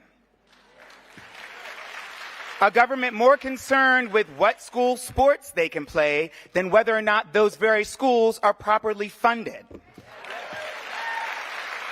These attacks on the trans community, they serve as a distraction from the immense hoarding of wealth and resources by billionaires and now trillionaires. A distraction from the failures of this government to protect its people instead of harming them. And these discriminatory attacks on the trans community also distract us from the very lopsided rate of anti-trans violence and murder that way too many trans people have fallen victim to. 11 trans people have been murdered in the past 3 months in this country, and I've not seen a single word about it on the news. I grew up during a time when transness wasn't recognized or talked about, and yet here I am, baby.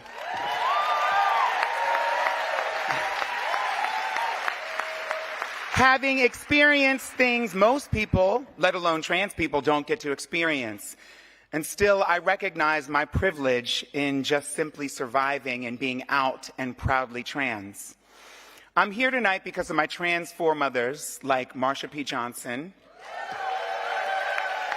who fought for my right to exist. And I continue to shine that spotlight for all the trans youth who doubt that they could ever stand here looking this fabulous, darling. Because we know it takes a village and some cheekbones.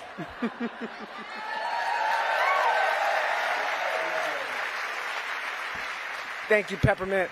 And I also stand here along with Peppermint representing all of the young people who are trying to make their schools safe in a time that this government is making very difficult to do so. And so as the board chair at GLSEN, I want to say hello to all of those young students out there who are doing just that. And with that, I want to remind you that this is Pride Month in America.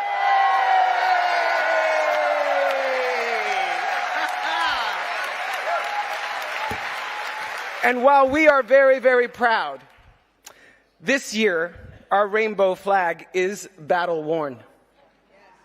Because this spring, blocks from this theater, the pride flag was removed from the national memorial of the Stonewall Uprising. And it was only returned when activists brought it back themselves.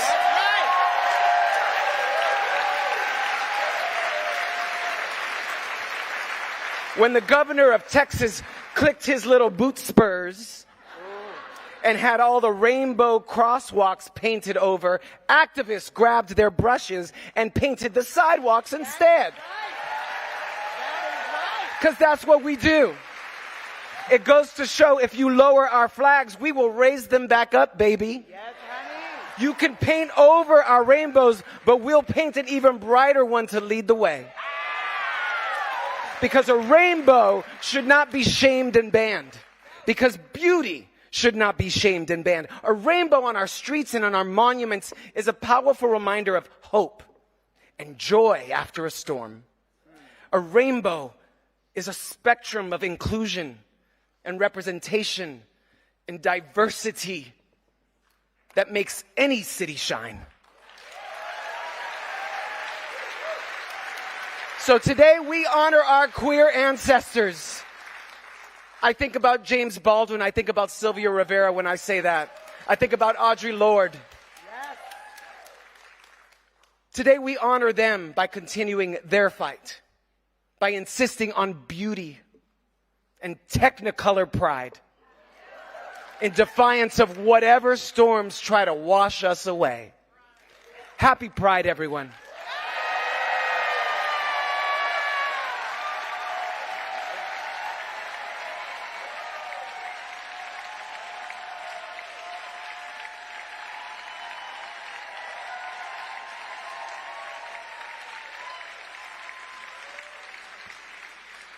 And now, put your hands together for the magical, mystical Rufus Wainwright.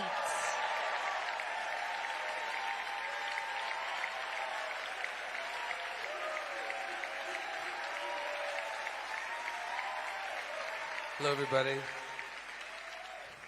Such a great honor to be here. And Jane told me that she wanted me to say before singing this song that the person who made it famous, the woman for whom it was written for, Miss Judy Garland, yes, she was a member of the Committee for the First Amendment, and the man, the incredible lyricist Yip Harburg, who wrote the words to this next song. I wonder what I'm going to sing. He was actually blacklisted, and so yeah, it's been going on for a while, and let's stop it. Here we go.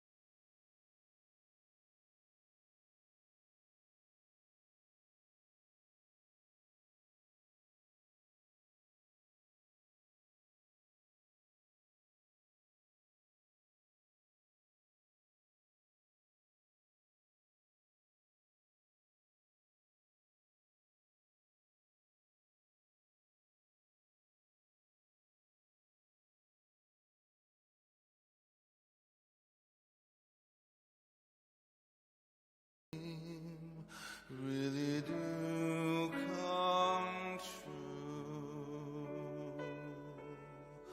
Someday I'll wish upon a star and wake up where the clouds are far behind me,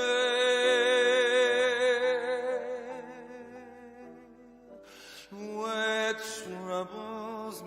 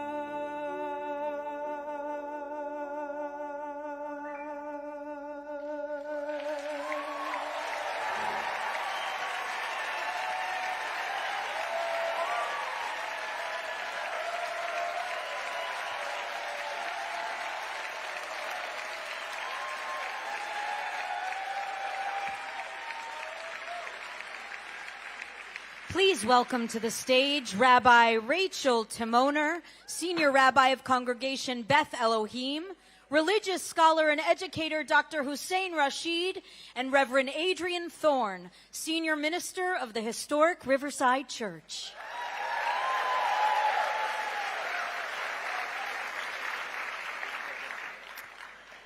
The First Amendment's Freedom of Religion Clause prohibits the government from establishing a national religion.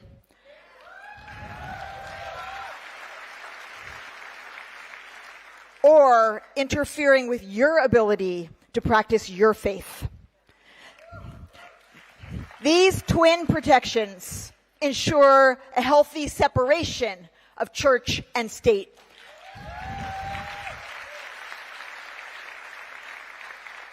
Allowing individuals to believe and practice or abstain entirely from any religion, any God.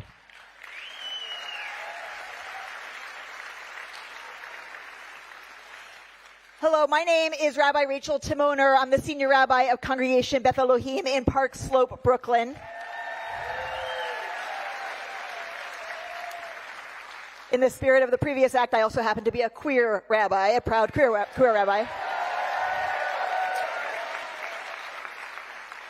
The central prayer of Judaism, the Shema, says that we are all part of a great oneness that is within and beyond all things, that connects and includes all life. The Torah teaches that every human being is created b'tselem Elohim, in the image of God. Every human being without exception.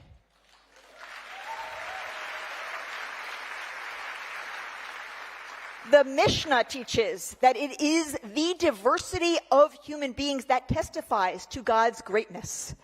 And in the Talmud, the rabbis taught that multiple truths can coexist simultaneously, so that when we disagree, we should expect that the other's perspective contains truth.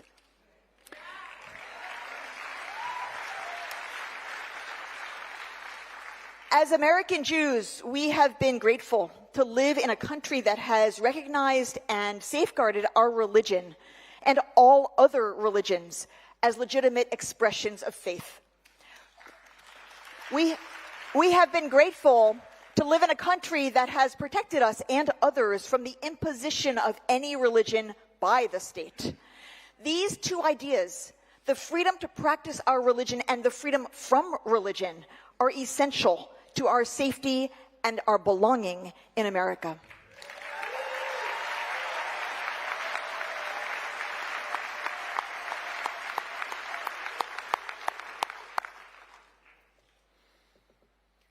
Bismillahir Rahmanir Rahim. Assalamu alaikum wa rahmatullahi wa barakatuhu.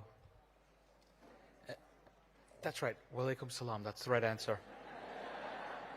In the name of God, the compassionate, the merciful, may God's peace, mercy, and blessings be with you this evening. And here's a new one for you. Nixon 5, alhamdulillah.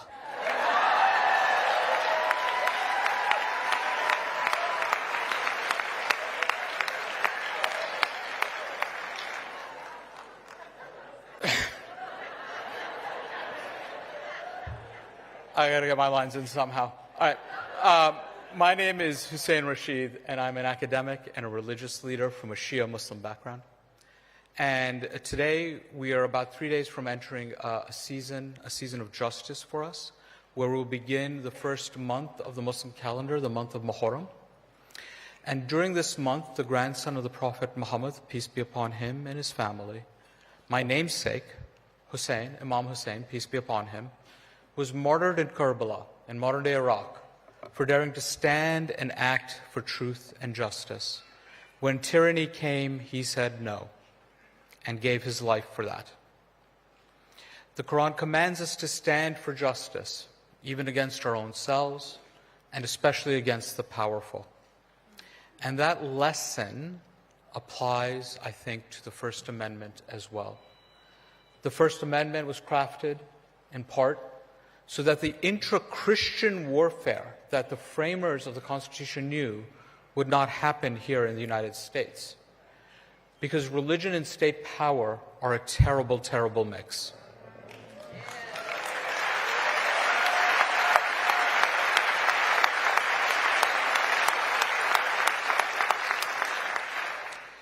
And some of those framers also wanted powerful religious institutions to be a moral balance to the corrupting nature of state power.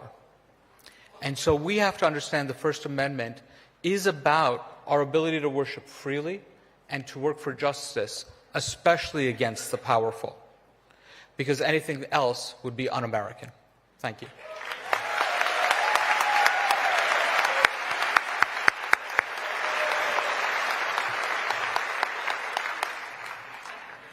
In New York City, my fellow clergy and I have the great gift of working alongside Hindu, Buddhist, Muslim, Sikh, Jewish, and religiously unaffiliated siblings.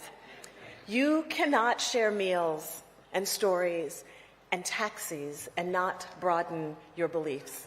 You cannot.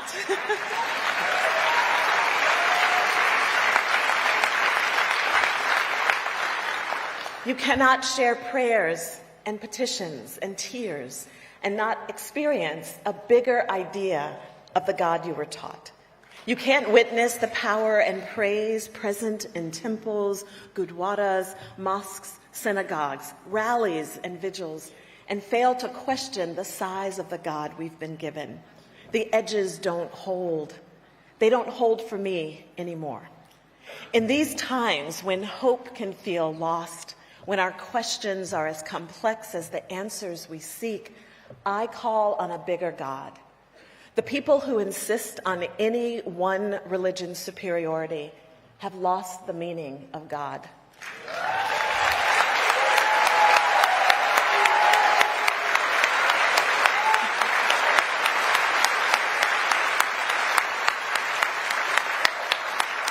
It is because of the right for people of many faiths to each practice their sacred rituals that my relationship to God has grown. In that way, the freedom of religion is a holy right. I love the questions and the wrestling and the doubt that being human brings. And I love that I've lived long enough to confidently declare that God is big enough to hold us all.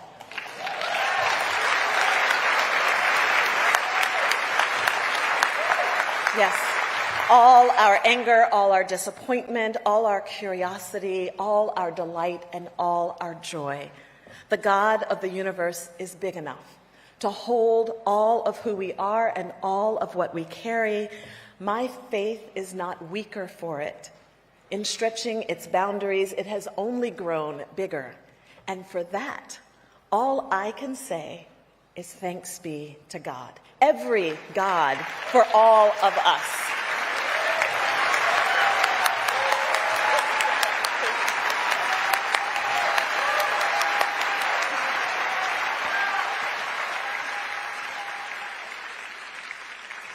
Featuring the exceptional Broadway inspirational voices, here are Jenn Colella and Alex Joseph Grayson to perform Huddled Masses by Shayna Taub.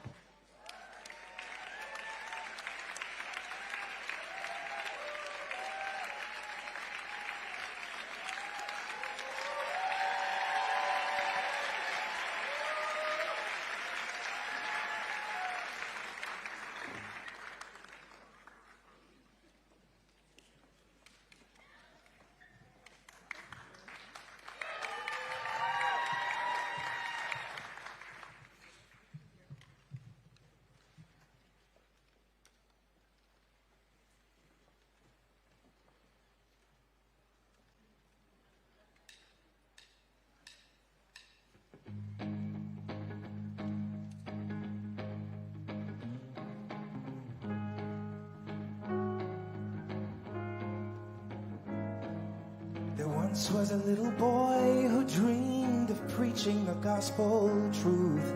He lived in a country with an evil king who was killing all the youth. His family fled the country in search of freedom's flame. He was raised a refugee. Jesus was his name. Give me your tired, your poor, your huddled masses on your teeming shore, yearning to breathe free. Send them all to me. you're tired, you're poor, you're huddled masses on your teeming shore. I lift my lamp beside the golden door. Remember what I stand here for.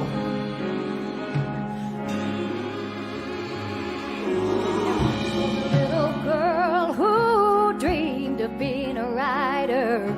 She lived in a country with an evil king who burned people who prayed like her. Her family tried to flee it to keep their kid alive. Then was raised a refugee, just her diary survived. Give me your tired, your poor, your hollow masses on your teeming shore, yearning to break free. Send them all to me. Give me your tired, your poor, your hollow masses on your teeming shore. I lift my lamp beside the golden door. Remember what I stand here for.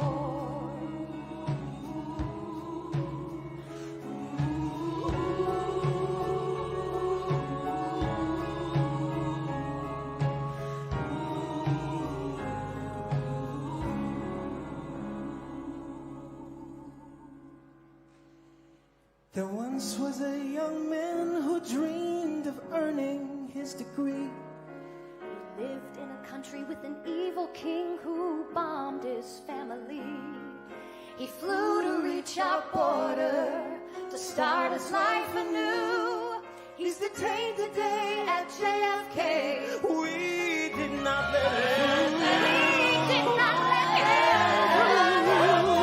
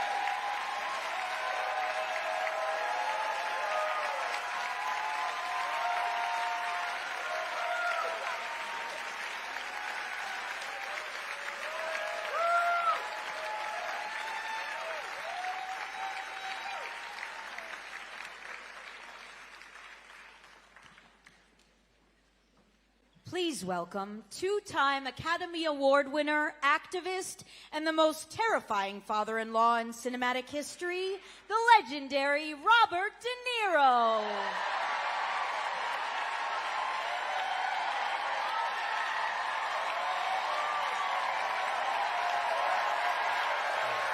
Thank you.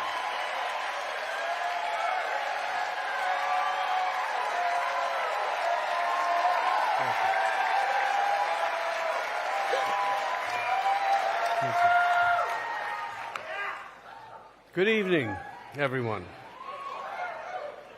And welcome to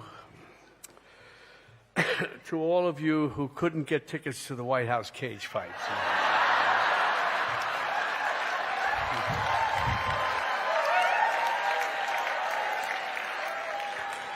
I'm devoted to our Constitution's First Amendment. All parts of it, not just the free speech part. That said, I'm pretty close to being a free speech absolutist. Even speech, I don't like, and there's plenty of that around. So when I hear something I don't like, I use my own free speech to respond.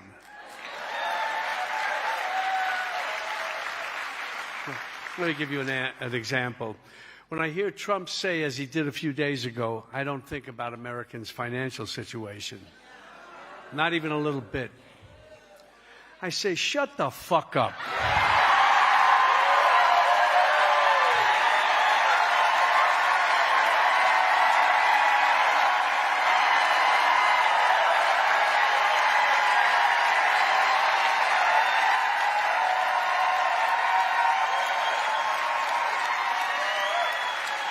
On Wednesday, Trump said, I love the inflation. Now say it with me. Shut the fuck up. Trump said he won the 2020 election. Ready? Shut the fuck up. Try this at home. Your young kids will especially enjoy it.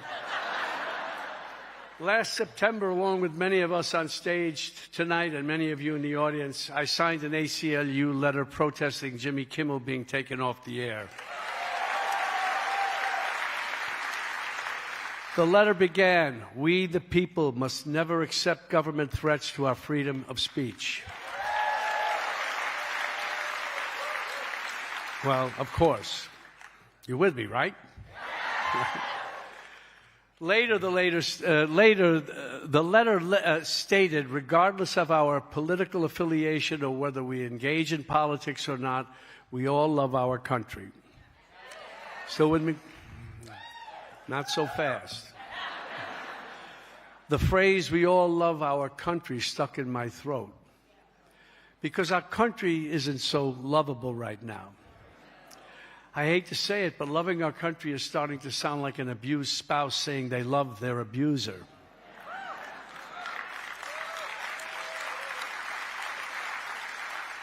I can't love a country that starts stupid and inhumane wars, killing thousands of innocents and indirectly causing the deaths and suffering of millions more. I can't love a country that takes health care away from millions of people and uses that money to enrich their pals in the Trump-Epstein class. I can't love a country that sends out masked militias to shoot citizens in the streets, torture our neighbors, and separate families. I can't love a country that's led by a racist, misogynist, xenophobic tyrant.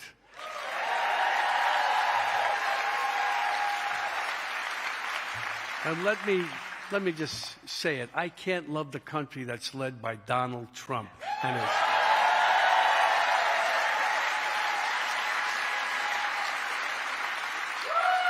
his sycophant Congress. For most of my life, of course, I did love this country, the United States of America. Welcomed my immigrant ancestors. It gave me, my family, and my fellow citizens such rich opportunities and extraordinary freedoms. I want to love my country again.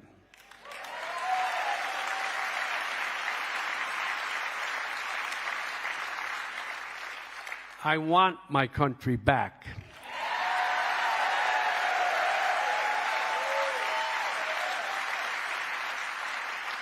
That's why I stand with the Committee for the First Amendment.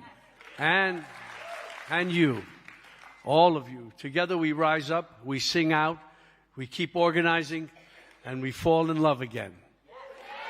Thank you.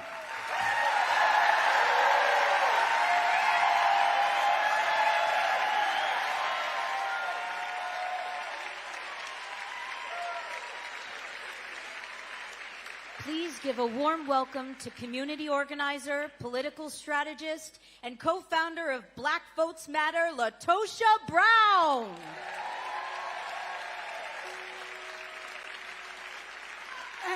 Ain't gonna let nobody turn me around, turn me around, turn me around. Ain't gonna let nobody turn me around. I'm gonna keep on walking, keep on talking, marching up to freedom's land. Injustice, sing with me. Ain't gonna let injustice turn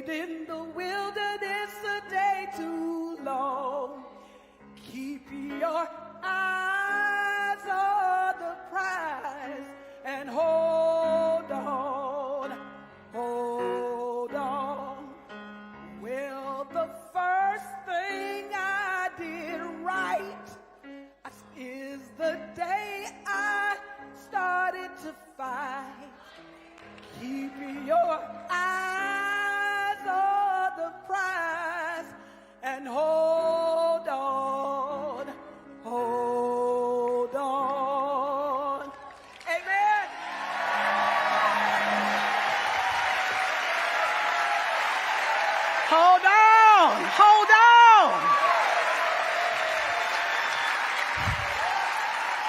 Those are freedom songs. My people have always taught this nation how to sing its freedom songs because we know what it feels to be a caged bird, but we also know what it feels to lift every voice. Now, that's not a contradiction, nor that's a secret. Our songs came from the depth of our soul, of our humanity, for our experience. We let our hurt become our harmony. Our songs were prophetic. They were a healing balm to the world. And even in our journey toward justice, we've always been rooted to bring hope and joy, and both have a place in our movements. Every time this nation moves towards its conscious, we help birth it. We sang it to life and into being. Now, I come to you tonight on behalf as a Selma girl from a little city called Selma, Alabama. Anybody ever heard of that? As a co-founder of Black Voters Matter, where we have spent years organizing across this nation, but particularly in the Deep South. And so I come as one of those singers with a new song. But we do have a hard song that we have to sing together, y'all. Right now, as we gather around music and memory, those in power are quietly rewriting the rules on who gets heard. In Alabama, an election was had, and people spoke. And the powerful didn't like the answer. In Louisiana, an election had already started. The ballots were already moving, and they called for a do-over. Not because the people got it wrong, but because the few in power did get their way. Now, I can tell you what some of y'all may be thinking. You may be saying, now that's the South. That's far away. That's not my fight.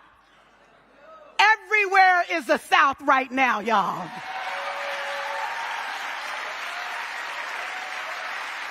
So I need you to hear me. The South is no longer just a place. It represents heartbreak, but it also represents hope. Because we are everywhere. Whatever they perfect on us, they will export to you. When they can change the rules of an election in the middle of an election for one people, they set the precedent for the entire nation. So today is the South. Tomorrow it'll be anyone that dares to dissent from the few who hold power. This is a litmus test. This is a rehearsal. Our fate has been tied to the fate of this nation, always. We have been as conscious since its very breath. And when they come for our voices, they're practicing how to come for yours. So let me say this. Silence has never been neutral. And cynicism is not a strategy. If you are not raising your voice in this moment against the injustice that is happening, you have chosen a side.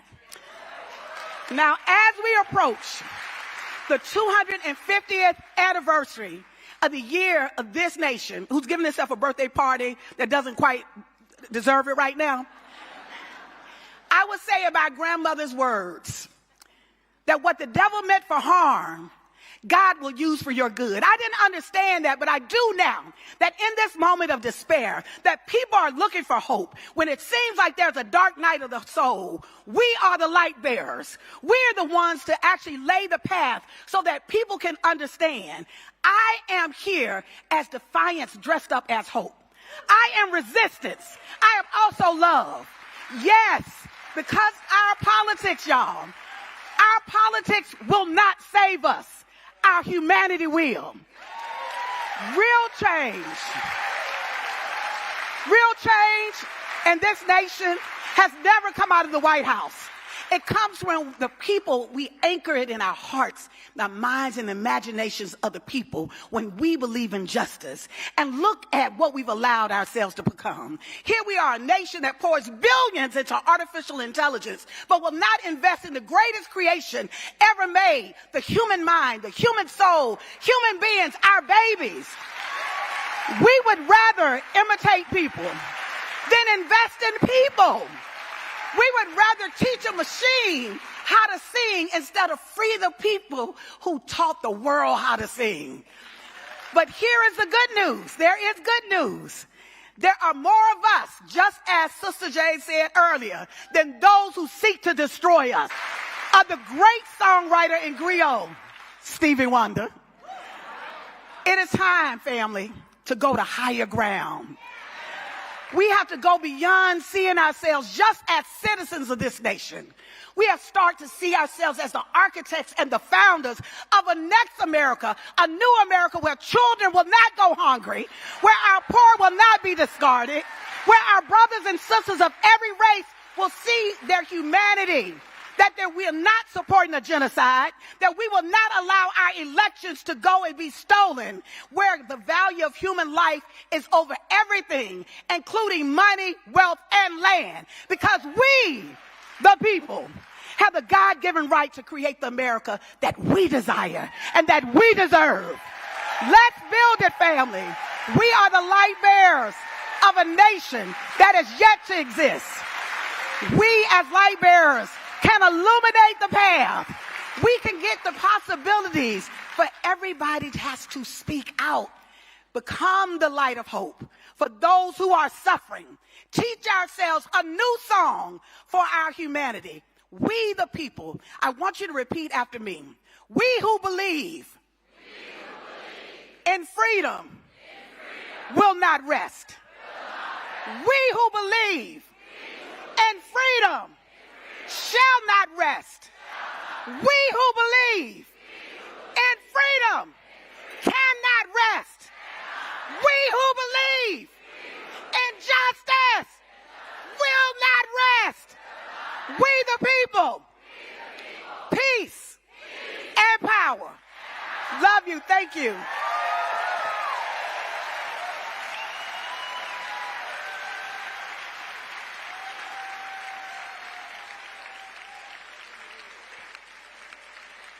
Please welcome to the stage singer, songwriter, poet, author, visual artist, and activist icon, Patti Smith.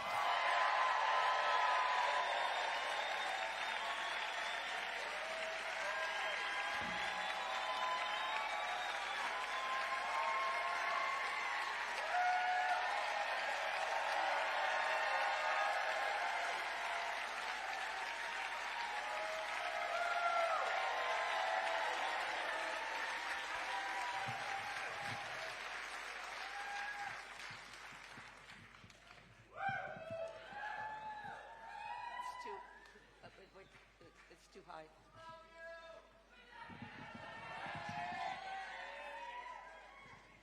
Okay, thanks. Hello, everybody. So, no more words. All I can simply say, in the realm of activism, there are no stars. We are all in this together. And this song is for you.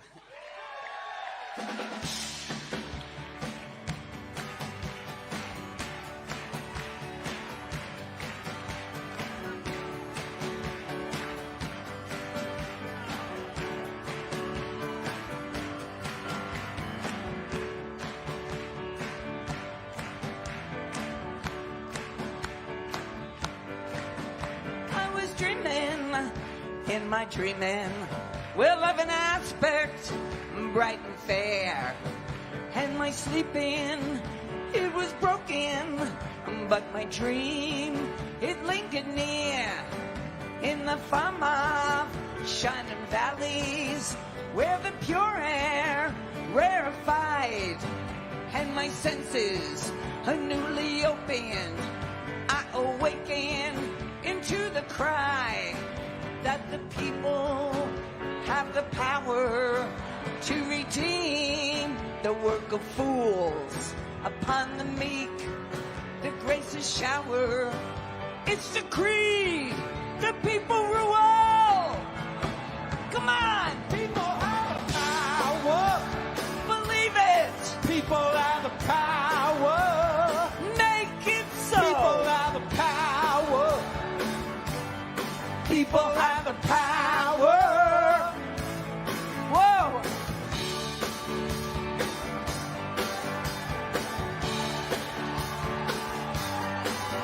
Vengeful aspects became prospect and bending low as if to hear. And the armies ceased advancing because the people had their ear.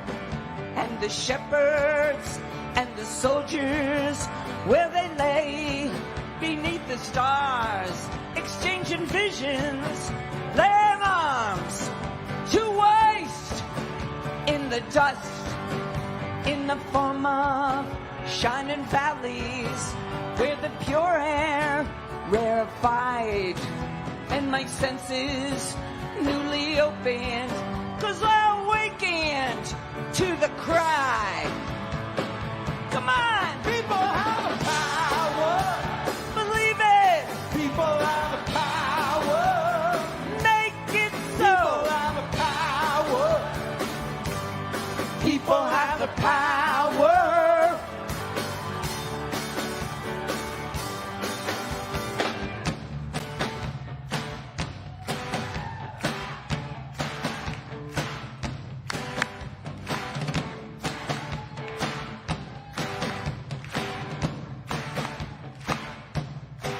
Where there were deserts, I saw fountains, and like cream, the waters rise. And we strolled, and there together, we none to laugh or criticize. Well, then the leopard and the lamb lay together, are truly bound. Well, I was hoping, in my hoping, to recall what I'd found. I was dreaming, in my dreaming, God knows, a pure view. As I surrender into my sleeping, I commit my dream to you.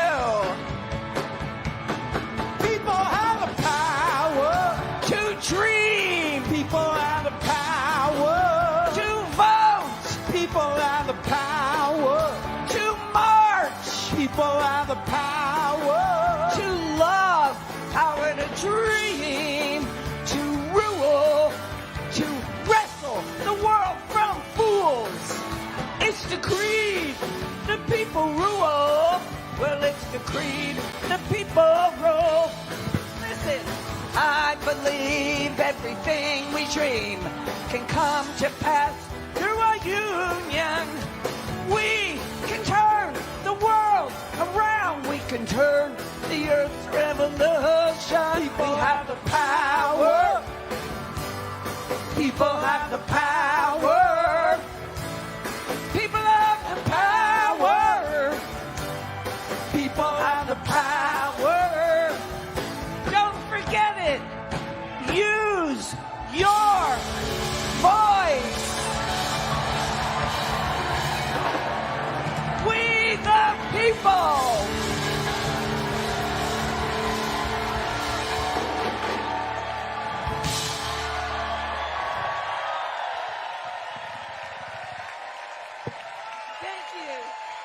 Thank you, Jane Fonda.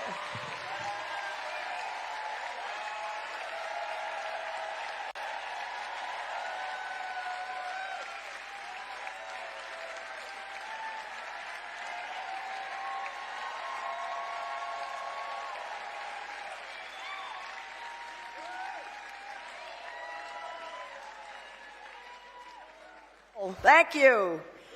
And thanks to all of you for being here. There's another song coming, so this is, there's a big song coming.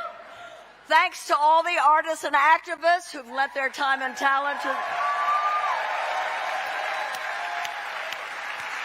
And thanks to all of you for being here, and thanks to everybody that's tuning in from all around the country. Thank you. I want to give a shout out. I want to give a special shout out to a very talented man, Walter Willison, who gave me the idea to do this here, this concert in Town Hall. And thank you to the team that helped us bring us all here. This was a true collaboration tonight, led by the venerable and visionary Shelley Williams, our director.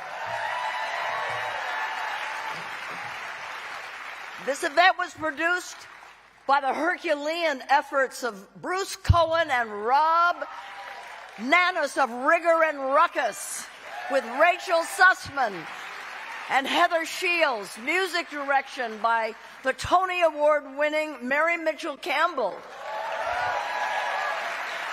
Writing by the terrific Emmy nominee Bess Kalb.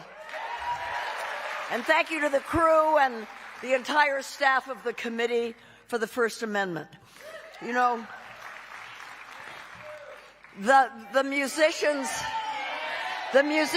we heard tonight have sung out, and now it's time for us to rise up. Yes. We have to answer the call. Authoritarians will try many things to lock us in their hold on power, but there's so much we can do at home, in the streets, in the media, and at the ballot box. And now, we're going to give 4 calls to action, very concrete. And you can find links for all of them up here and all around the theater. There are, what are they called? I'm too old to, I don't, Q things, yeah. Whatever. Okay, call to action number 1. You can sign a petition to tell your state attorneys general to block the Paramount Warner Brothers merger.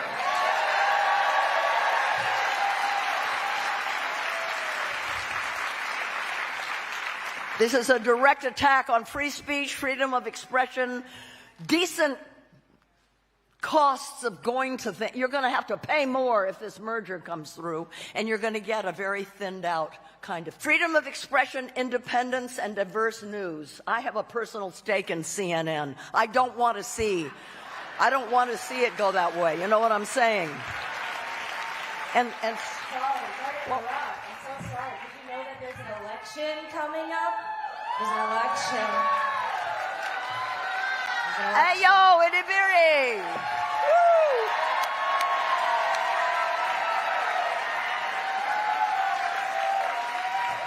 Yeah, I did. I knew there is a midterm coming up. Thank you for reminding us. The midterms they're not just coming up. They're months away. And I've been here. I've been watching this whole night. And this is kind of going off script. But I was just thinking about myself as a political body, as a young queer black woman, but also just like as a human being. Like, we're all humans in this space, and moments like these can feel insurmountable. They can make us feel like our voices don't matter, or you're like, what voice do I have? Because I don't sound as good as half of the people who've been singing tonight.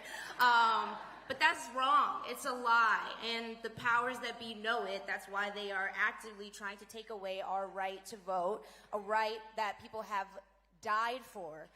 Moments like these, they can't feel futile. We can't let that happen to us. And there are a bunch of great initiatives that can help, like Black Votes Matter, and through the Freedom Summer Initiative. You don't just have to be black to join and to help out. You can donate. You can lead in your community. You can sign up to learn about this summer's events. So that was the second call to action, okay? Number two. And next, you can volunteer for the Election Protection Coalition to help voters by phone.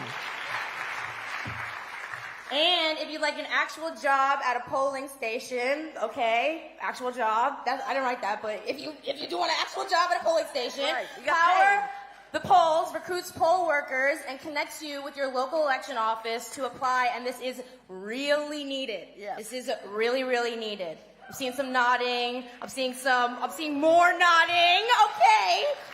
It's a real job. You get paid. You really get paid. And paid. they really need us there. This economy. Okay.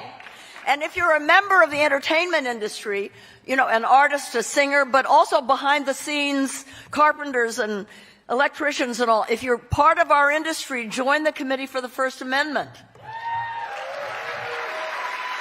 And if you are part of a different community, a teacher, a student, auto workers, retirees, carpenters, plumbers, we're just naming professions now. But if you are, accountant, someone say a job. Social worker, I heard like doctor, and I heard maybe also lighthouse worker. If you're at a lighthouse, you can sign up with Indivisible or No Kings, and you can get alerts and opportunities to engage. Yes. This event is called Rise Up, Sing Out, because we want to harness the power of the songs and words we heard tonight and turn them into action. Here's a thought. Let's all become living ambassadors for an irresistible future that we're fighting for, so that whenever anybody meets us, they want to become part of our tribe, for a world in which everyone is seen and respected and protected by their government. We can do this. We can do this. We can do it. We can do it. Now,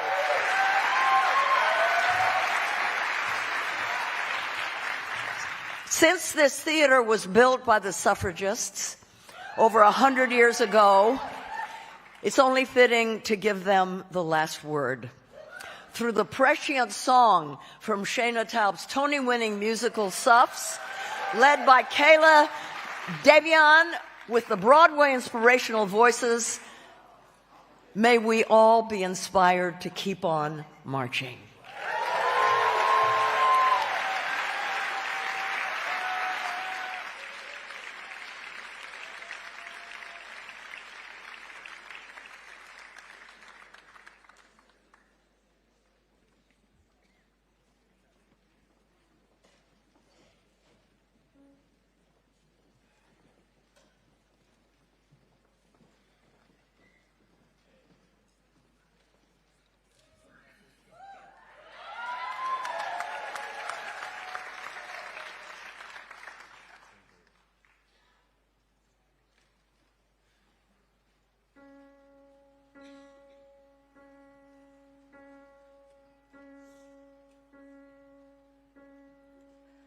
You won't live to see the future that you fight for.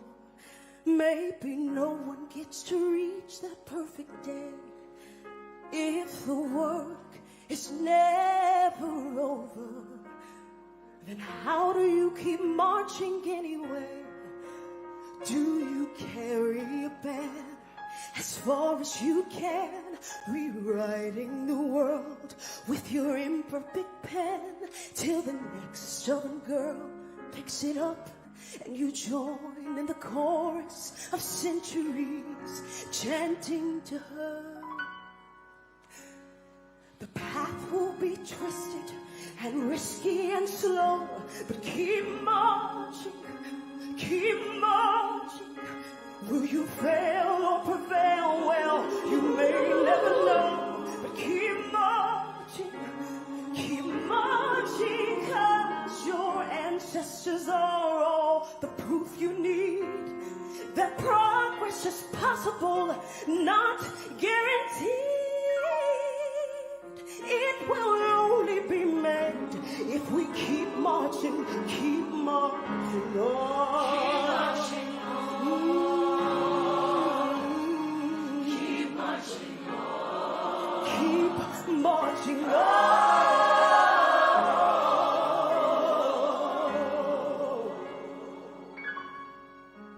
And remember every mother that you came from. Learn much from our successes or mistakes. Don't forget you're merely one of many others. On the turn generation makes, we did not end injustice, and neither will you. But still we made strides, so we know you can too. Make peace with our incomplete power and use it for good, 'cause there's so much to do. There's so much to do. The gains will feel small and the loss is too large, but keep marching. Keep marching. You'll rarely agree with whoever's in charge. Keep marching. Keep marching. 'Cause your ancestors are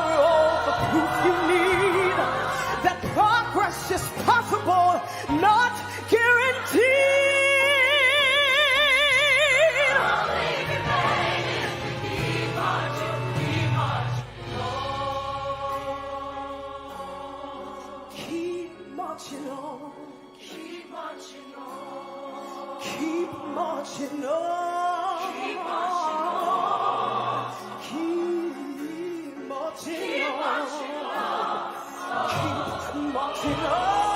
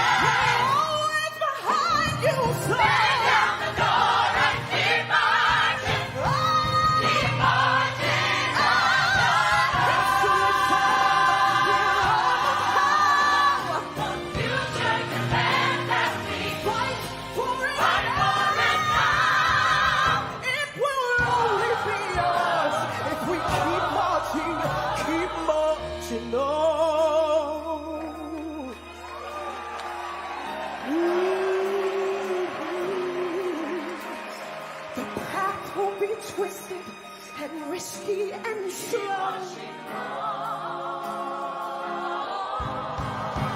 But the world can be changed. We've done it before. So keep marching, marching, marching.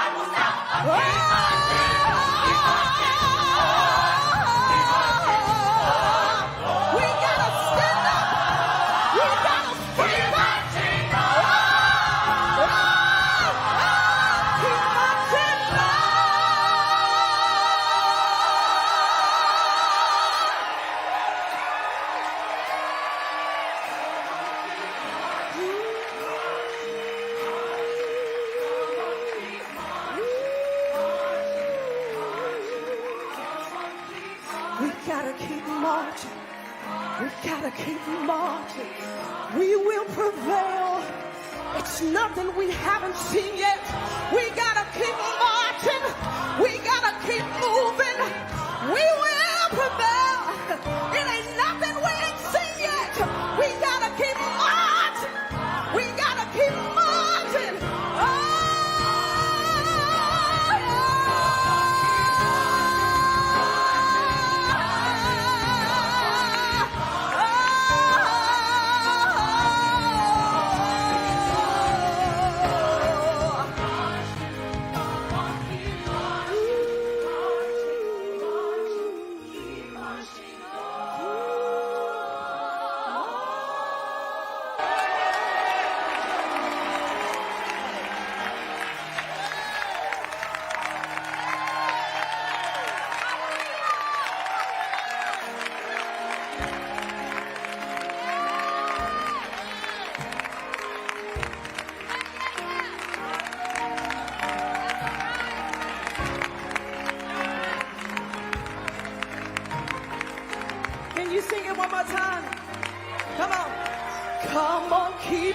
I want to hear you sing it.